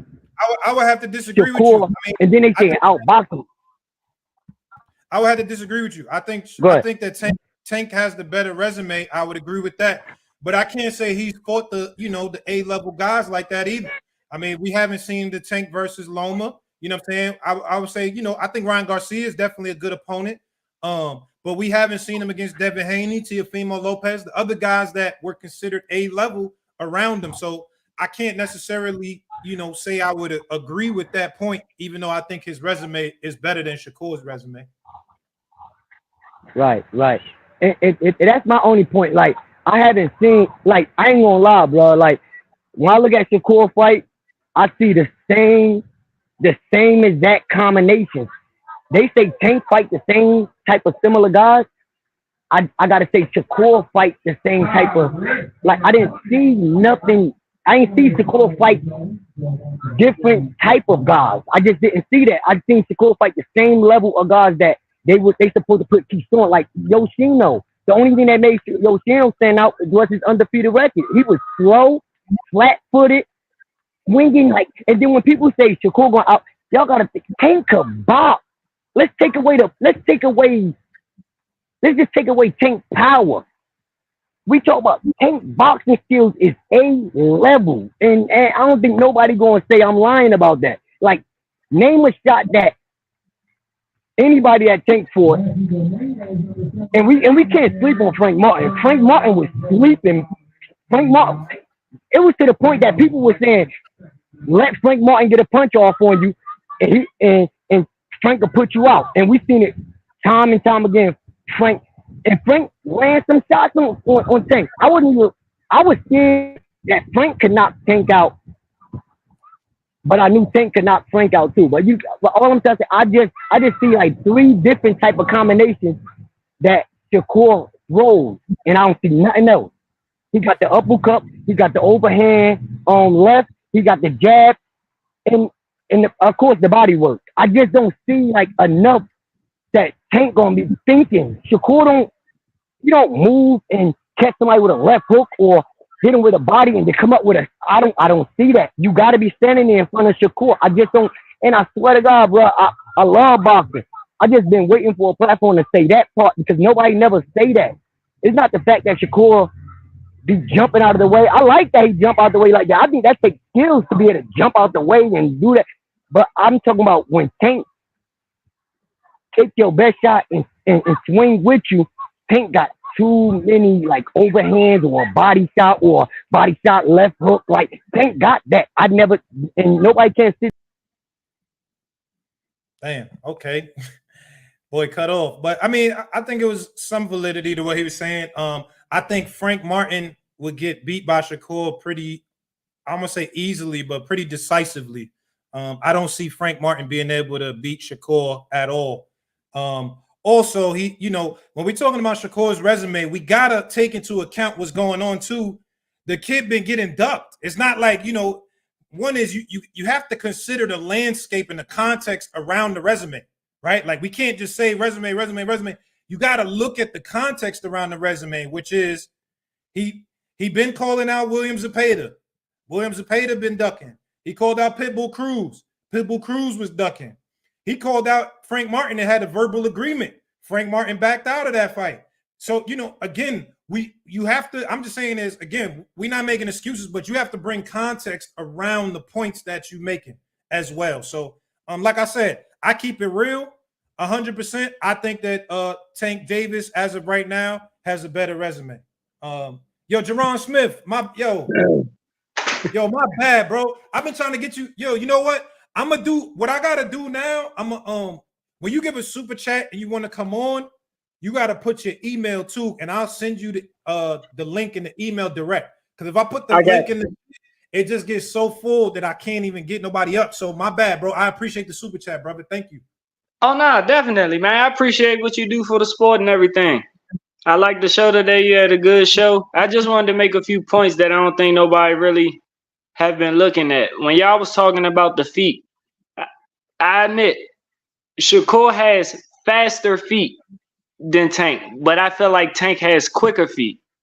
So when I say that, what I'm saying is when you go back and look at the Tank and Pitbull Cruz fight, when he had one hand, and because I'm gonna go to Shakur fight when he had one hand. When he had one hand, he had to use his feet.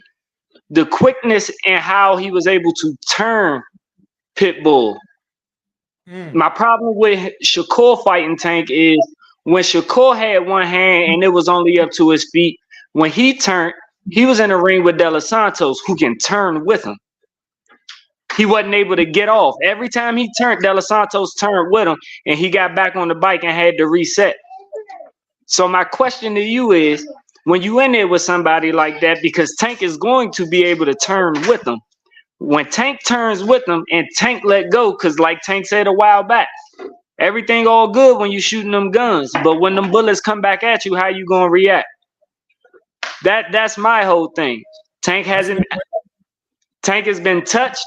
He's walked through fire just to get his shots off. We never seen Shakur really get touched flush, as you said earlier. We don't know how he reacts. We've seen Tank stay calm. under fire.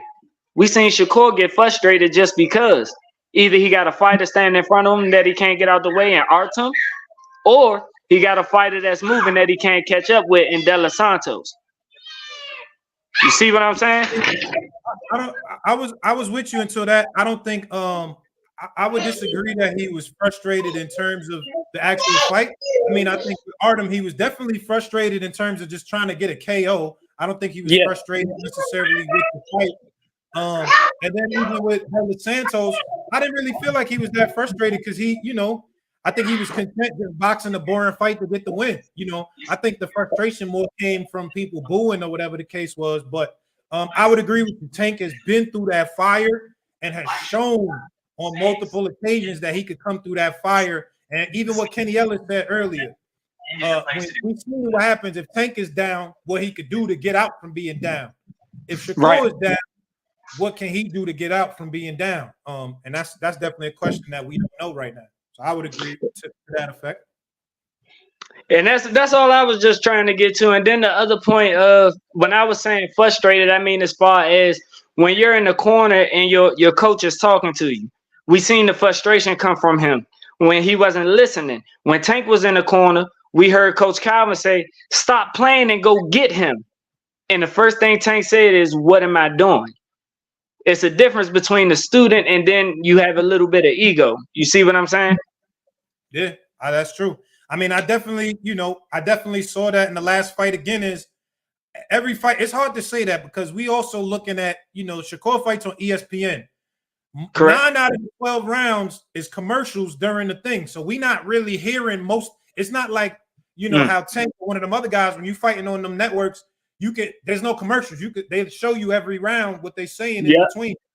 Shakur, we only get the 3 rounds of what they talking about because it's on ESPN. So I agree with you. What I saw in that last fight with his grandfather, it definitely felt like his grandfather was telling him one thing and he was doing another thing. And he's trying, he's doing what he sees in there. So I agree with you from that standpoint for sure.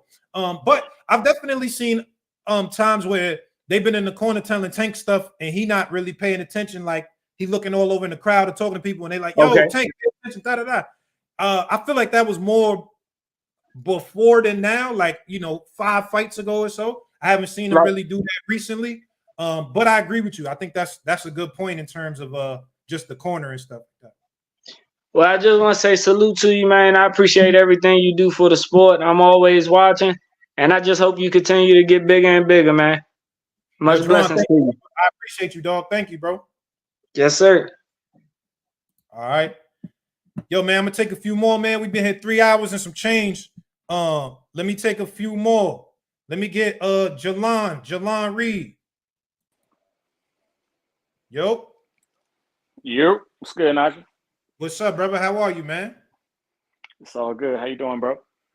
Man, I'm good. Was you tuned in for the show today? Yeah, I caught like the last hour of it. We was talking resumes. I don't think there's really no comparison between Tank and Shakur for real. I mean, Shakur's a good boxer and everything, but he ain't been tried. He ain't been tested like Tank. He don't have the experience. I don't think he's better than him in no way, honestly. Like the ring IQ, the power. I think Tank is a better boxer, honestly, and he got power. You know what I'm saying? To beat Tank, I think you got to have power to keep him off you. Shakur don't got the power to keep Tank off of him, keep him honest, or keep him at a distance. You understand what I'm saying? Like Tank, we seen in his last fight against Frank Martin, phenomenal boxer. Frank was boxing the shit out of him for the first 6-7 rounds until Tank, you know what I mean, walked him down, cut the ring off. Shakur don't know how to cut the ring off. Shakur don't know how to come forward and put the pressure on you and make you have to fight his fight. I think against Frank, Shakur wins. Against a Isak Cruz, against those guys, but Tank is a different beast. I think Tank got the power. He got the ring IQ. He got counter punching, and just the overall experience at that level. Shakur never been there before. He don't know what it's really like. The fight week, the build up, the promo. 20,000, 30,000, 40,000 in the building, however many gonna be there. I don't think Shakur is ready for that. I don't think Shakur will ever be ready for that until Tank's probably like 35 years old or something crazy.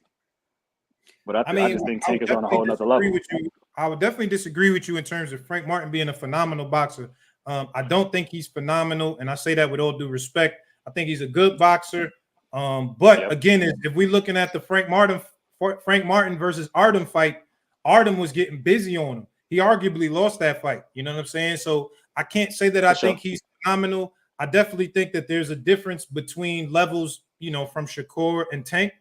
But in terms of, like you said, just being in that spotlight and having one of them fights, I mean, Tank has the experience 100%. Like, Tank is definitely the more experienced fighter, and to me has the better resume. So, I mean, if we just saying experience, 100%.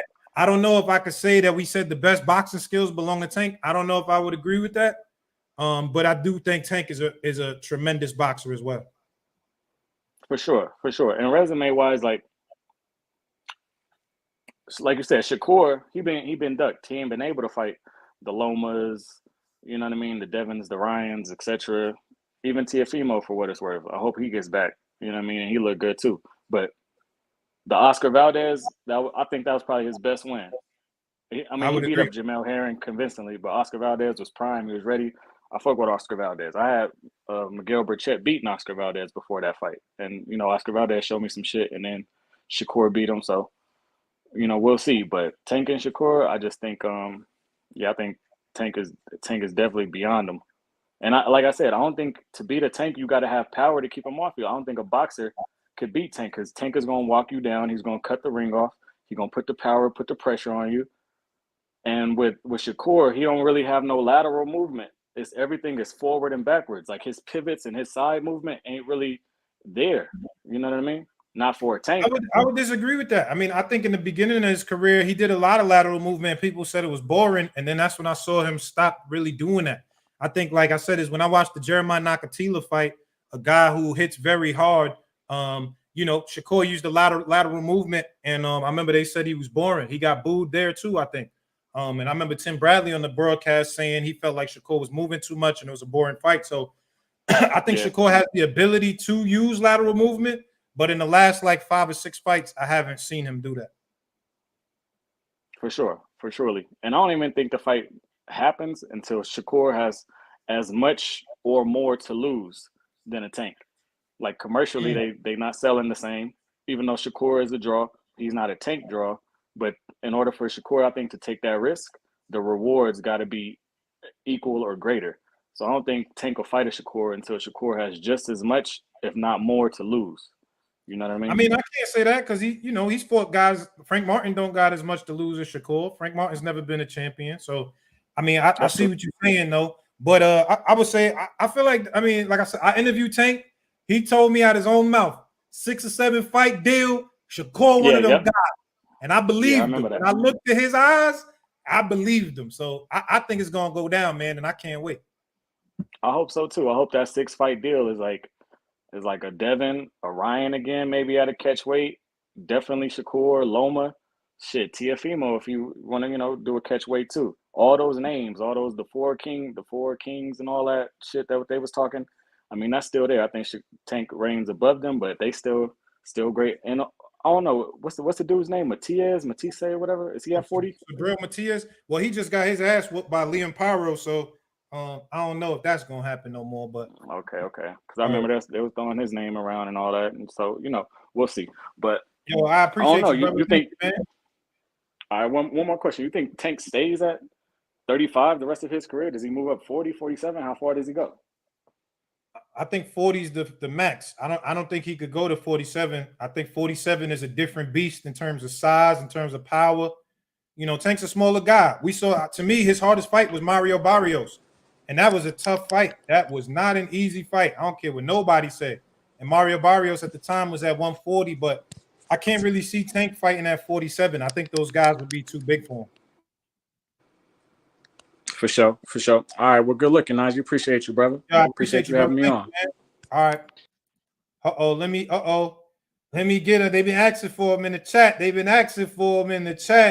me bring on Southpaw TV. They asking for him in the chat. I gotta bring up my guy Southpaw TV. Southpaw. Yo, what's up, man? Yo, they asking for you in the chat. Southpaw, they in the chat asking for you, man. Oh no, I went to go do some, but Hey man, I love your show, man. Best boxing interview in the game, but I didn't realize up until this point just how many Shakur Stevenson posters you probably got in that crib, bro. I had no idea. Nah, why do you say that? What makes you say that? I mean, you know, you kind of I love you, bro, but you kind of sound like his lawyer. No, I mean, I just think it's like, you know, if I'm arguing the affirmative that I think it's a 50-50 fight and everybody's saying it's 80-20 or it's not, it just makes it, you know, I guess it's going to seem like that. But like I said, I'm a big fan of Tank. You know, I've been arguing for Tank for a long time. I just think right now, the conversation, everybody just trying to say that they think Tank's so much better than Shakur. And I think it's actually even. Let me tell you why. The reason that, you know, a lot of people say that, you know what I mean? And we have seen Gervonta Davis adjust and adapt. And like in Floyd Mayweather's gym, a true champion could adapt to anything. We've seen him adjust to Tar Barrios in a fight that, yeah, was close. Some people say he was losing. Floyd said, yo, you down on unofficial. We've seen him adjust to a taller, bigger man. We've seen him adjust with one hand to Little Pitbull. We've seen him adjust to a mover, Frank Martin, cut off the ring. Something Shakur admitted he don't know how to do. I got to learn how to cut off. How you going to say that out loud? Keep that shit in your head. So we seen Gervonta adjust to so many styles. Shakur last two fights, one was on a Thursday, and one the other people walked out. So come on, it's not even nowhere close superstardom wise. But Gervonta has shown that he could adapt to any fucking, excuse my language, anything in that ring. Shakur said, "quote I need to learn how to cut off a ring." And I mean, come on, man. I mean, in my opinion, it's not even close, bro. I know Shakur Reddy gets touched, so I question if he got a chin because he don't get touched. But I'll give him that. He defensively, you know, smooth. But man, we got to see that chin tested. We got to see him get something with some firepower. The only guy he fought with firepower, which was a southpaw, was Edwin de los Santos, and he claimed he had a hand injury. I just think that Gervonta has shown that he could adapt to anything, and Shakur is admitting out loud that he needs to learn how to do something. I agree with that. I mean, I don't think that's one of the tools Shakur's going to need against Tank is you ain't going to have to cut the ring off to get the Tank because he's going to come to you. You're right there. I don't really see him needing that tool to beat Tank because you ain't going to have to look for him. He going to be right there to find you. People love Tank, though. I feel like people love Tank because he could do a little bit of everything. He could move. Yeah. He could play defense. He could be explosive.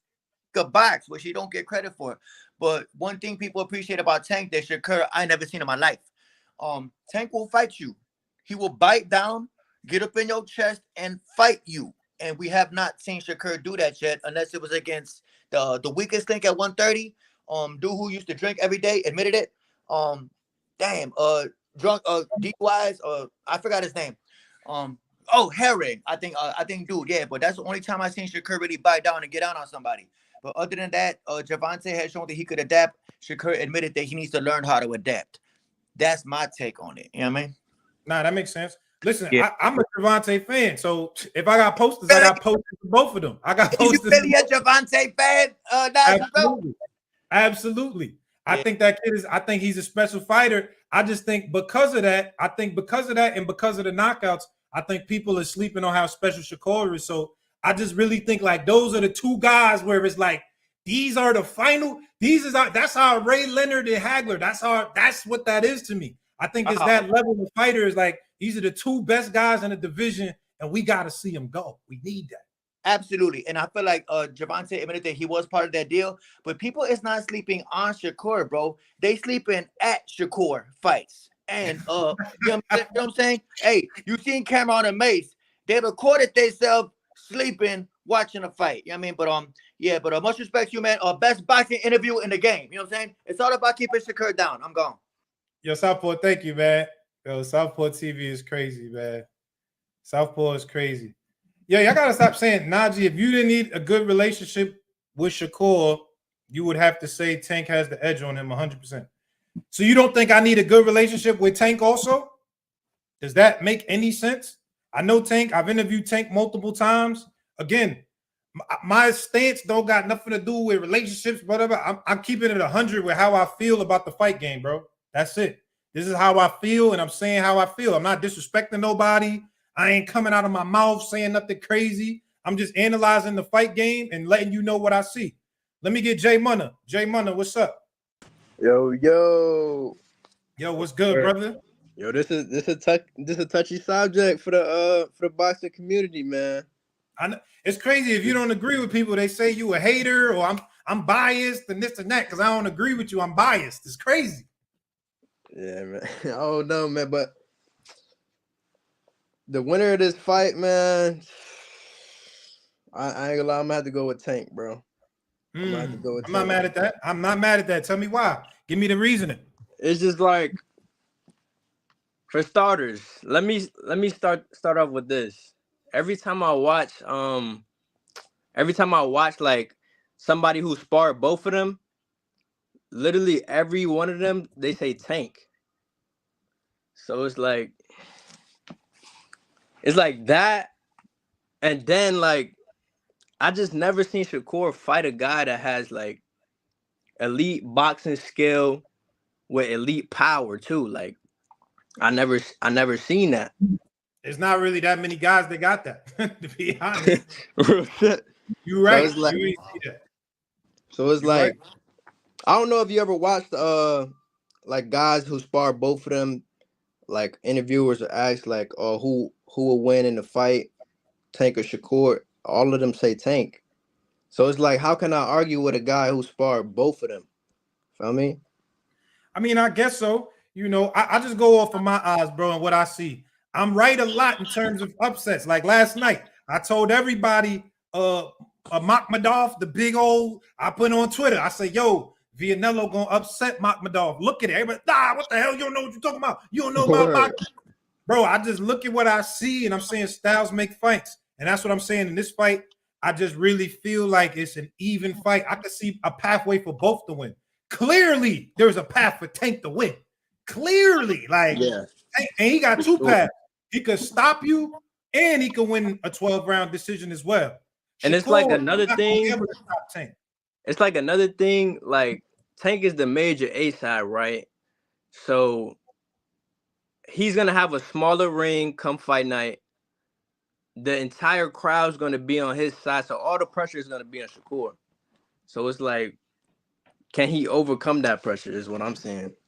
That's a good question. I'm not mad at anybody who thinks he can't. I'm not mad at that. I am not mad at that. Tank been at this level for a long time, so you know I agree with you. I definitely think it's a tall task for sure. For sure. Yeah, sure.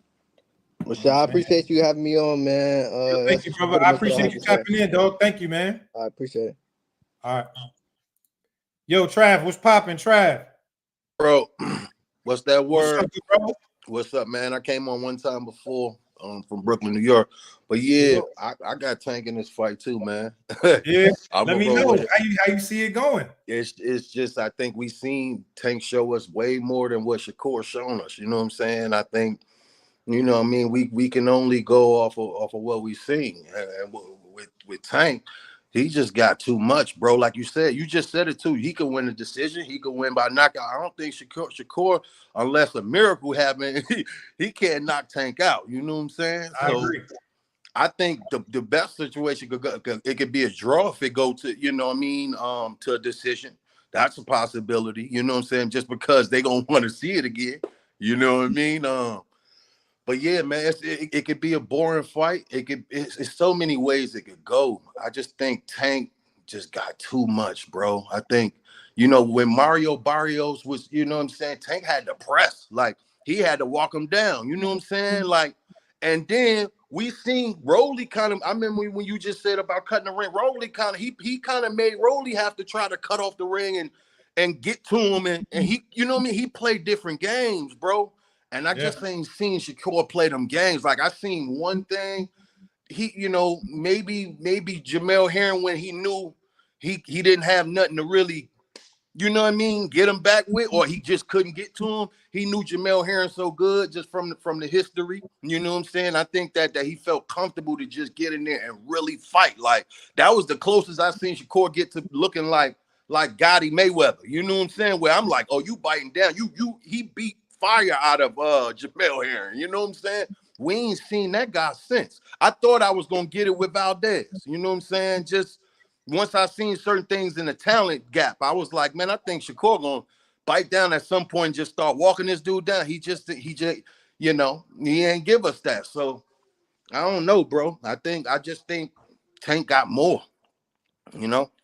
I mean, I'm not mad at that. I'm not mad at that reasoning and that explanation. I think like I say, you know, Shakur to me is a minimalist, right? Like he gonna get the if I could come to the job with a wrench and get it done, that's what I'm gonna do. I ain't gonna come with the sledgehammer and this and that because I could get it done with a wrench. Yeah. I just want to see, you know, it's unanswered questions to me. I have to see more from Shakur to be like, okay, do he actually got this in that tool bag? And I agree with you. I don't think nobody's been able to push him enough to have to do anything different than he normally does, other than when he hurt his hand against De Los Santos. But everything else, it was just like, you know, I could be comfortable in that pocket and do what I got to do. Outside, like you said, Jamel, once it was like, you know, Mel don't got enough power to hurt me, then it was like, I'm going to go dog him. But it seemed like anyone else that got enough power to do that, he going to fight more cautious than just go try to dog you. Yeah, I agree. I just think, Shakur got to, you know what I'm saying? He gonna have to fight a perfect fight, bro. It's just the game plan got to be perfect, you know what I'm saying? And I think a few things. I think Shakur can't bank on being smarter than Tank that night. And I think Tank can't bank on landing that one punch against Shakur because we haven't seen that either. You know what I'm saying? So why people say, why you could say, oh, we ain't never seen Shakur just walk people down and just, we ain't never seen him get hit either, though. Not clean, like not nobody being able to just like, no, bro. So it's factors on both sides that I feel like could really make or break that fight. You know what I'm saying? We're gonna have to see it more than once. I think it got to be a trilogy, bro. I hope so. Unless it's a knockout first yeah, round, then probably not. But if it's a close fight, I definitely hope so. And be clear, man. Again, I'm arguing that this is a 50-50 fight. I hate when people come in here saying, yo, you just being biased and da, da, da. Yo, I'm giving my opinion on how I see the fight. That's literally how I see it from both sides. You know what I'm saying? Nah, for sure. Fair is fair. You know what I mean? Nah, for sure. Yo, Trav, I appreciate you though, bro. Thank you. Salute, my guy. All right, brother. Yep. Yo, let me get Green Villain. What's up, Nod? Green, what's popping, brother? What's good? Yeah, I hear you. Yep. Man, I'm gonna start off, man. I really just want to say shout out to Cigar Talk first off, man. Thank you, brother. Appreciate you for bringing me up. But man, as far as resumes go, man, everybody, let's take away the resumes. Let's take away the power of Tank, and let's just talk about boxing. Period. If you want to say boxing, they've been boxing about the same, about as long as each other have, like as far as the amateurs go and everything else. But what would Shakur do when he in that corner and Wiley Moses tell him you down on the scorecards or this is a close fight? What is Shakur gonna do? Is he gonna reach in his bag and grab something, or is he gonna duck his tail and run? That's the big question about Shakur Stevenson that everybody want to know. What you gonna do when the gun to your head and you got to sink or swim? That's it. Right. And I look at it like kind of like Bud. That's why I said take away the resumes, because Bud made me a believer. He made me a believer when he said, okay, everybody's talking about I ain't false this person. Look, and I got the Spence. I'm a Spence fan. So that was the fight that made you a believer of Bud? Was the Spence fight? I believed in Bud, but I just couldn't believe he could beat Spence the way he did. But I say that to say this: it ain't about who you fought; it's about how you fight. And Bud showed that it's about how you fight, man. And that's what I'm saying when it comes to tools in the tools box. Everybody's saying a 50-50 fight. It's like Bud and Spence. Spence was good at one thing. Bud was good at a lot of things. And we seen it. We seen it in the ring, on fight night. We seen that. Even the big lights, everybody said the big lights and everything like that. Bud ain't never really just been under them big lights like Spence had. But we seen dude fought his fight and he showed everybody why he was who he is, man. But like I said, man, I just got Tank winning because of those reasons right there, man. I feel like the tools in the toolbox is too deep, man. It's just way too deep. And then on top of that, like I said, what's gonna happen when Shakur feel his mouth bleeding? Shakur tastes blood. What's gonna happen when Wally Moses tell you, man, you might need a knockout to win this fight? What's gonna happen when you down and you know you down? Or you gonna argue with your corner, or you gonna stand up and fight like a man? It's gonna come down to is that killer gonna come out? We saw that killer come out when Bud was in that ring. We saw that killer come out. We saw the killer come out, and that's what's gonna happen, man. Is that killer gonna come out, or you just gonna say, I don't care about the fans, and I'm just gonna win the way I can win? Nah, man, that's not gonna work against a killer like Tank. That's not gonna work. I agree with that. I mean, hopefully, for Shakur's sake, hopefully that's a question that he could answer before he actually gets to Tank. I think those are questions that experience, you don't want that answered in a fight like that. You want to already have the answer before that. But it takes a certain caliber of guy to bring out enough that you could have those questions answered. We never seen Shakur even being close to being down in no fight. You know what I'm saying? And that's because we haven't seen nobody at the level really get in there with him yet. So, but I agree with you. Those are unanswered questions that I believe are going to play out in that fight. And right now, we don't know what that looks like. I agree. Yeah, he just got that thing he keeps saying and keep replaying in my head, like, I don't care about the fans, I don't care. Man, it's gonna come to a point when you got all those people you was tweeting about, you got all those people watching you center stage. It's gonna come to a point where you're gonna have to do something. And that's what I feel like, man. It's gonna get real sticky real quick. It's gonna get real I sticky. just think with the I don't care thing, that's one of the things I think I dispute is I think people take Tank being exciting as equals better, or just fans in general just saying excitement equals better, and I just disagree with that. I definitely think there's exciting fighters that could be beat by boring fighters. I'm not saying in particular this fight, in particular, but that's one of the things that I'm speaking out against. So I think Shakur, again, he the type of fighter to me that he just want to win, whatever that looks like, right? You know what I'm saying? Yeah. Whatever. If I got to be boring and everybody says it's the worst fight of my life, whatever, as long as I won. But Tank, he's already said multiple times he care about excitement too. He not just coming only to win, that he wants to be exciting. And that's probably why he the face of boxing. And I seen in the interview, Tank even said it, like, even Coach Calvin, they said it like, we ain't finna wait on you. We ain't finna we coming straight at you. We gonna come straight at you. So that ain't all of that, all for the box and we for the seat. Nah, man, they said it already. They gonna put the pressure on you because they know you don't like pressure. They know you not liking pressure. They done been in the ring together before. They already done seen what's gonna happen. And I think that's why they so confident, like as far as Coach Calvin and Coach Kenny, whereas Coach Kenny especially, I feel like that's why he's so confident that, like, I know this not going 12. I know that if I give a game plan to Tank, that he gonna execute it, because we haven't seen a game plan that he have gave to the Tank that he didn't execute yet. I mean, even down to we see it in the locker room that they executing exactly what they put out. You know what I'm saying? They execute that in the ring. And I feel like, man, when it comes to certain stuff, man, that's what make a fighter a fighter, man. When you can go in there and actually execute what you've been working on, like they said. But again, when plan A don't work, plan B don't work, plan C don't work, what's gonna happen? What's gonna happen when all that don't work? Man, I agree. You gotta use common sense. Common sense sometimes common sense ain't common, man. Like my mama told me a long time ago, but that's what it is, man. I appreciate you though, Naj. Nah, thank you, bro. I appreciate you tapping in, man. Thank you, bro.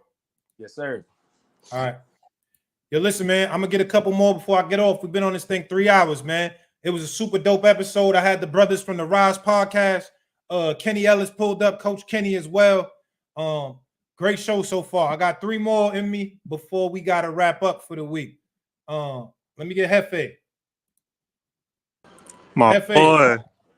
What's up, man? How you been, gang? Everything is good, bro. How about yourself? Been chilling. You got that? Did you end up getting that Canelo interview?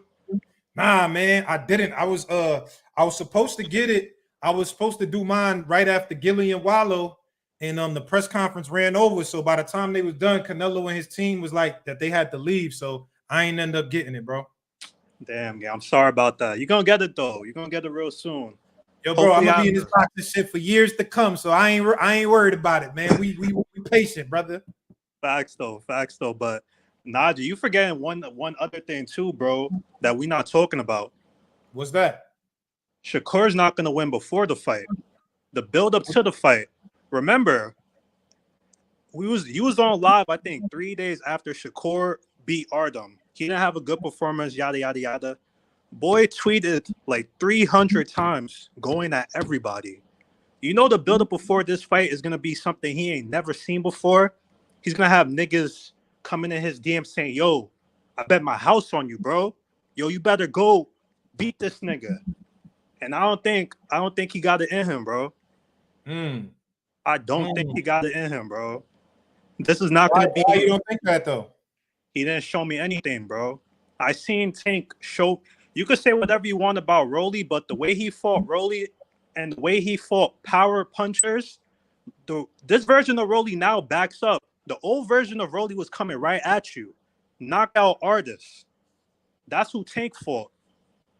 I don't think Tank has anything to fear when it comes to Shakur. Well, I mean, those are different caliber of fighters. I mean, I don't respectfully to Rolly, I don't think he like. No. I'm not saying Rolly's a good fighter or anything. I'm just saying you gotta admit though, when Tank fought him, he was a knockout artist. Come on, I mean, bro. who he really beat that make you feel like that? I mean, he had knockouts Bums. on his resume, but who was he beating that's like, you know what I'm saying? He beat bums, but he knocked them out. I'm not saying he beat any quality fighters, but I'm saying he knocked niggas out. So you gotta fear that aspect when you fight a fighter like that.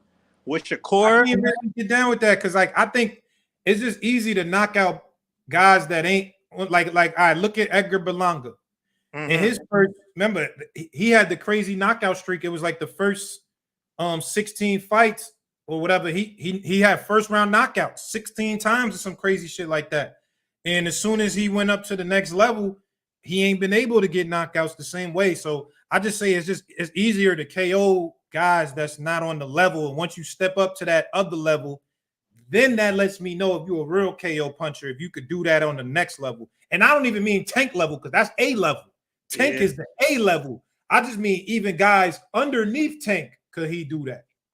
Nah, I mean, we saw what Tank did to him. He lunged in. He got his lights cut off.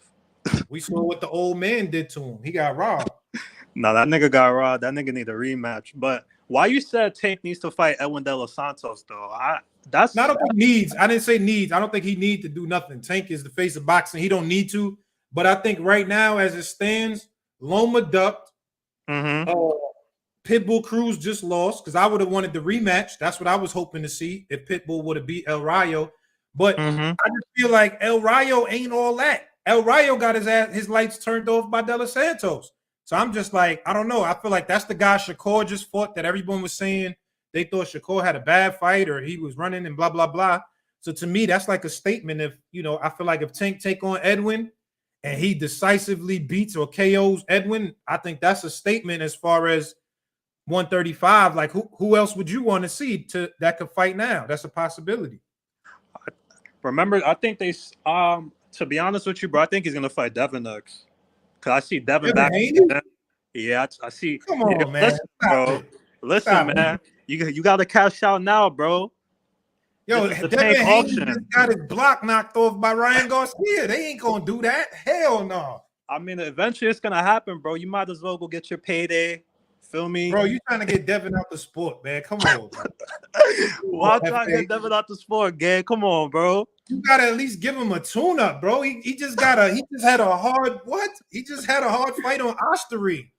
Man, it's an auction list, bro. Come on, bro. Who you want to see him fight, but not De Los Santos, bro. An undefeated fighter. It's really not nobody else. Who else? What about Zepeda? What about Zepeda?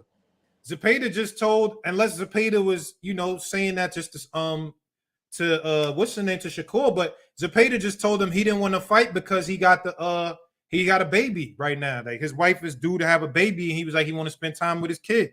So I just don't see the Zepeda fight happening right now. So that's what I'm saying is like, if not De Los Santos, then who?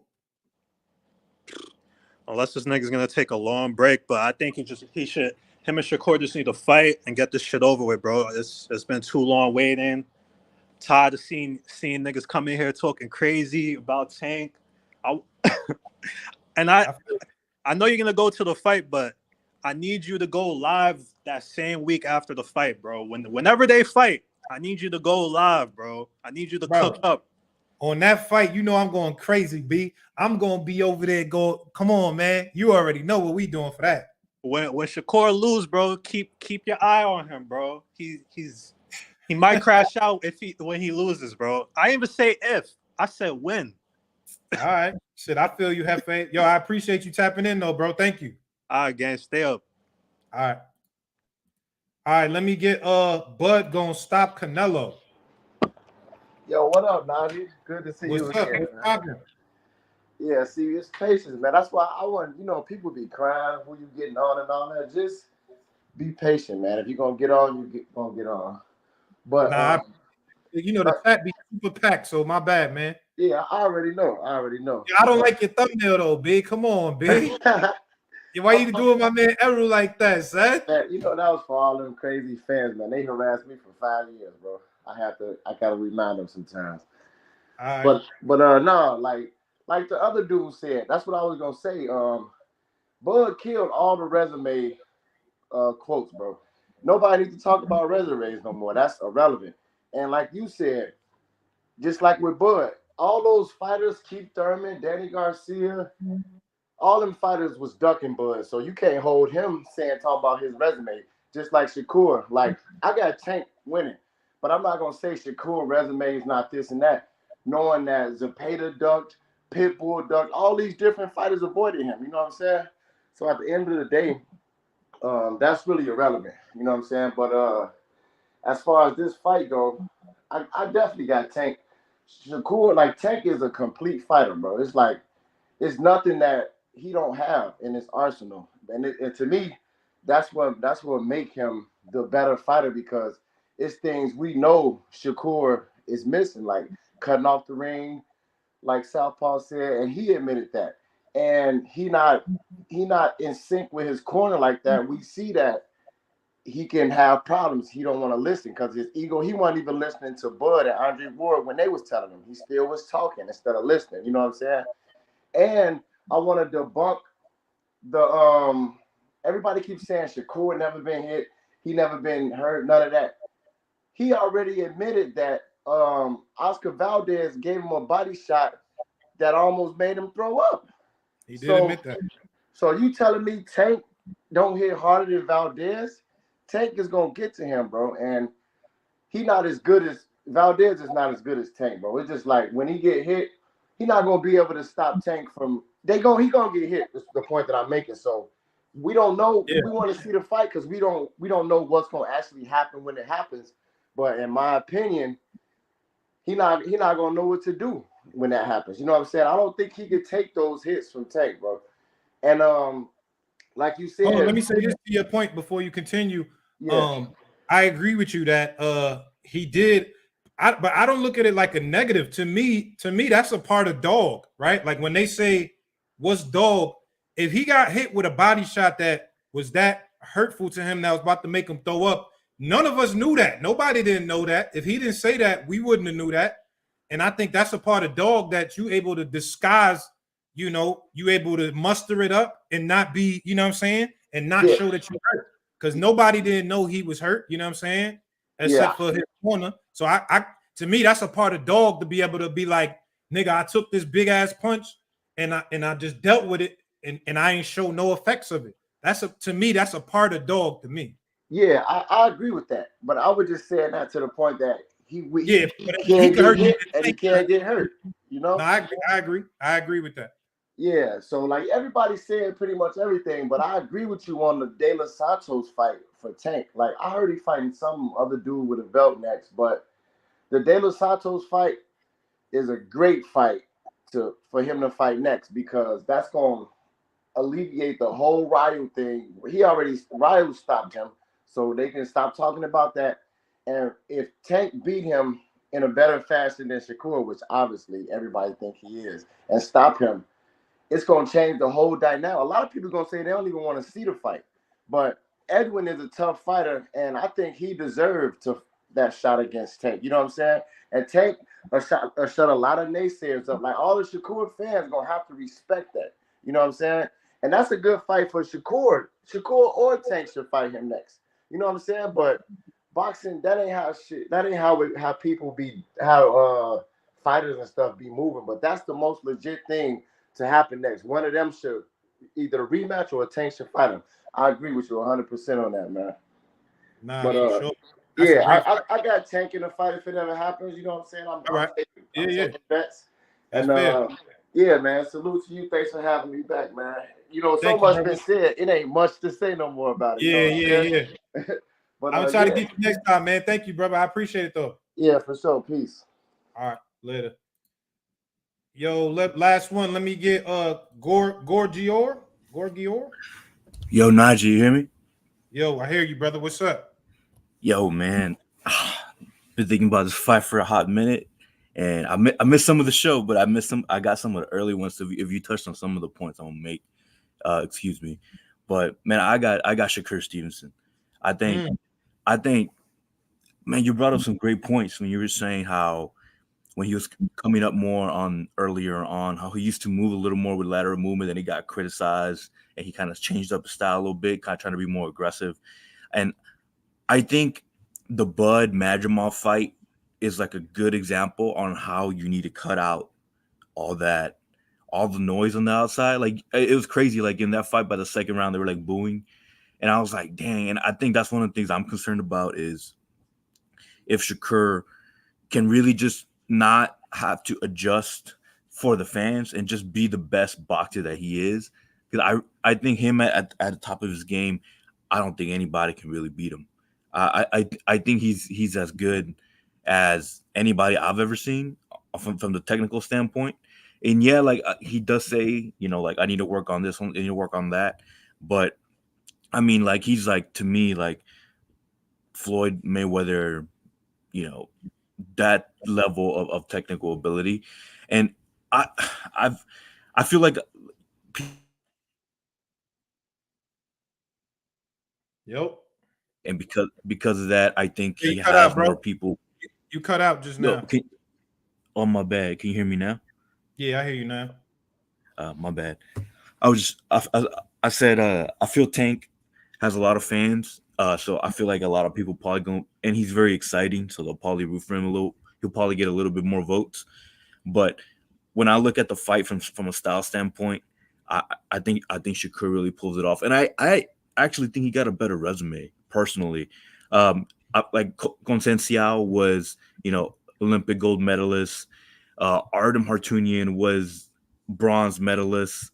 I feel, and when I look at Tank, I've seen a lot of Tank good fighters, but fighters that didn't have that like heavy skilled background. Like, Leo Santa Cruz was, young, smaller dude going up. Hector Garcia. I mean, with all due respect, I just think he's been moved very well. But he's been able to show that he is a good fighter. I'm not saying he's not a good fighter. I really do think Shakur's at a higher level when it comes to that. I just really don't want him to succumb to the criticism. I'm worried, like, if he goes into the fight and he gets booed, and he's gonna want to, like, change up the game plan. But I think if he sticks to the game plan and actually really uses all his boxing skills, I think he could beat Tank. I don't know how you feel about it. I mean, I definitely think it's a possibility he could beat Tank. I mean, I definitely think it's a strong possibility Tank could beat him as well. You know what I'm saying? I don't know if I think that he'll be swayed necessarily by the crowd and everything, because I mean, he hasn't showed that yet.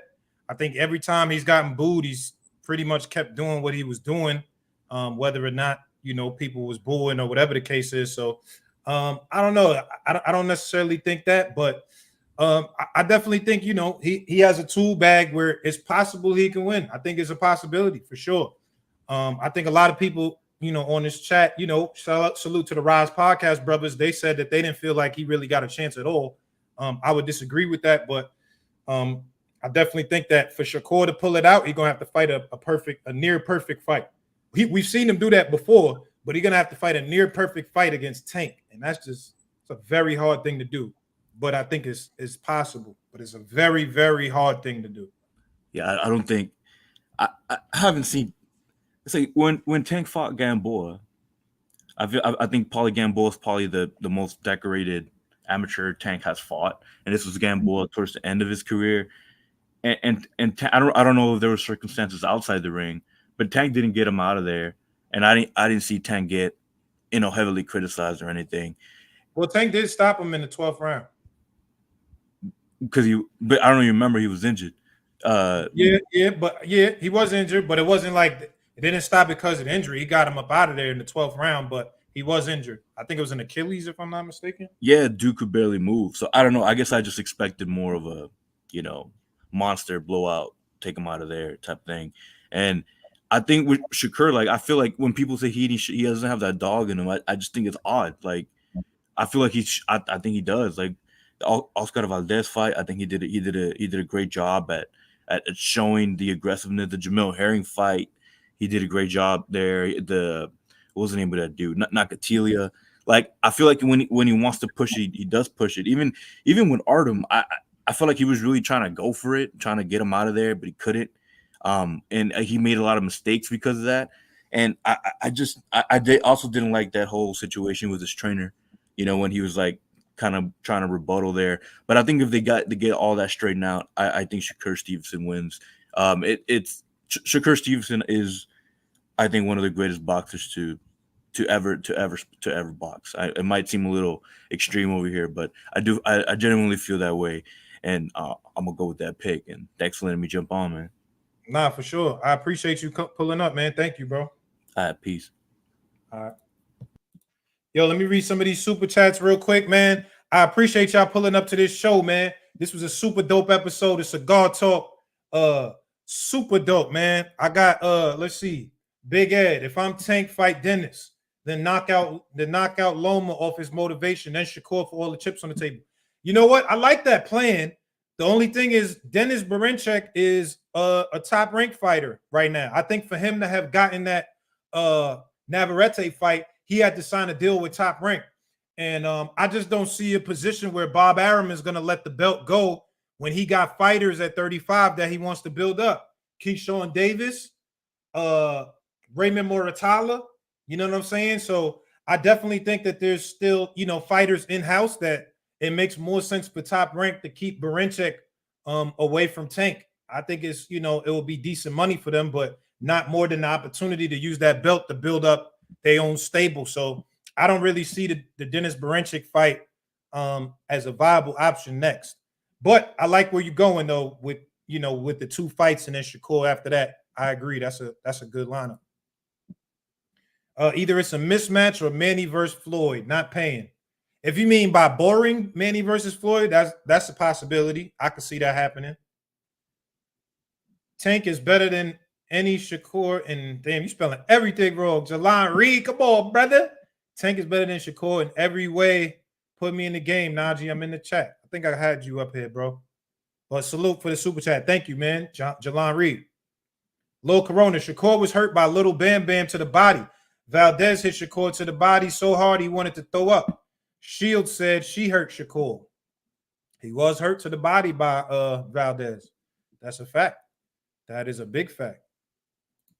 Saying it's too full length. Tank is different. All of that boxing shit cool, but what you gonna do when it's time to fight? That's the difference between Tank and these guys. Tank really from that. These niggas is too sold. Listen, Tank is from that. You know what I mean? But this is boxing, bro. You gotta make the guy fight and cut that ring off too. So you know what I'm saying? Tank is not seen or heard much. That's mental pressure. Hey, yo, heads on sticks. Remember the slogan. Heads on sticks. That shit is funny. 8-ounce gloves, no headgear. Goodbye. All right, listen, man. I appreciate everybody for pulling up. This was a super, super dope episode of Cigar Talk. You know what I'm saying? I had the Rize podcast on here. We had Coach Kenny Ellis pull up on here. I'll be back next week, man. I'll be back next week. I got another special guest that I'm going to bring back next week. So make sure you pull up. You know what I'm saying? Make sure you pull up next week. I got another special guest going to come. And we're going to keep this thing rolling, man. This for the real boxing fans. This for the real boxing fans. I'm working on some big interviews as well. If you haven't checked out my Eddie Hearn interview, make sure you check that out. Eddie Hearn. I got that Eddie Hearn interview. Shit fire.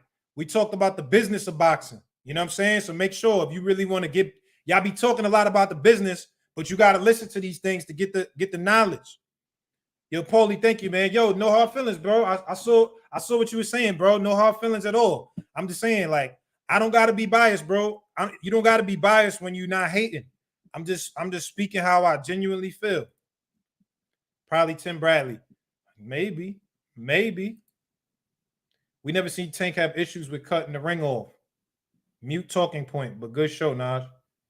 Now we never seen Tank have issues cutting the ring off. You're right. But we also haven't seen him in there with a guy with some A-level footwork. You know what I mean?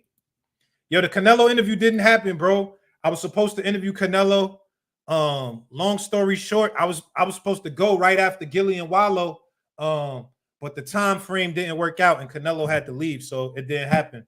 I'm trying to go to his training camp though, to try to make it happen. So, you know what I mean? Please, no Breadman Edwards. Why y'all hating on Breadman?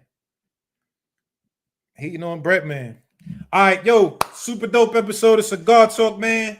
I appreciate y'all for tuning in. Thank you. If you listen, thank you. If you dropped a like, a comment, a super chat, super thank you, man. I appreciate y'all. Yo, let's keep doing this, man. We doing this for the boxing community. Let's go up, man. We out of here.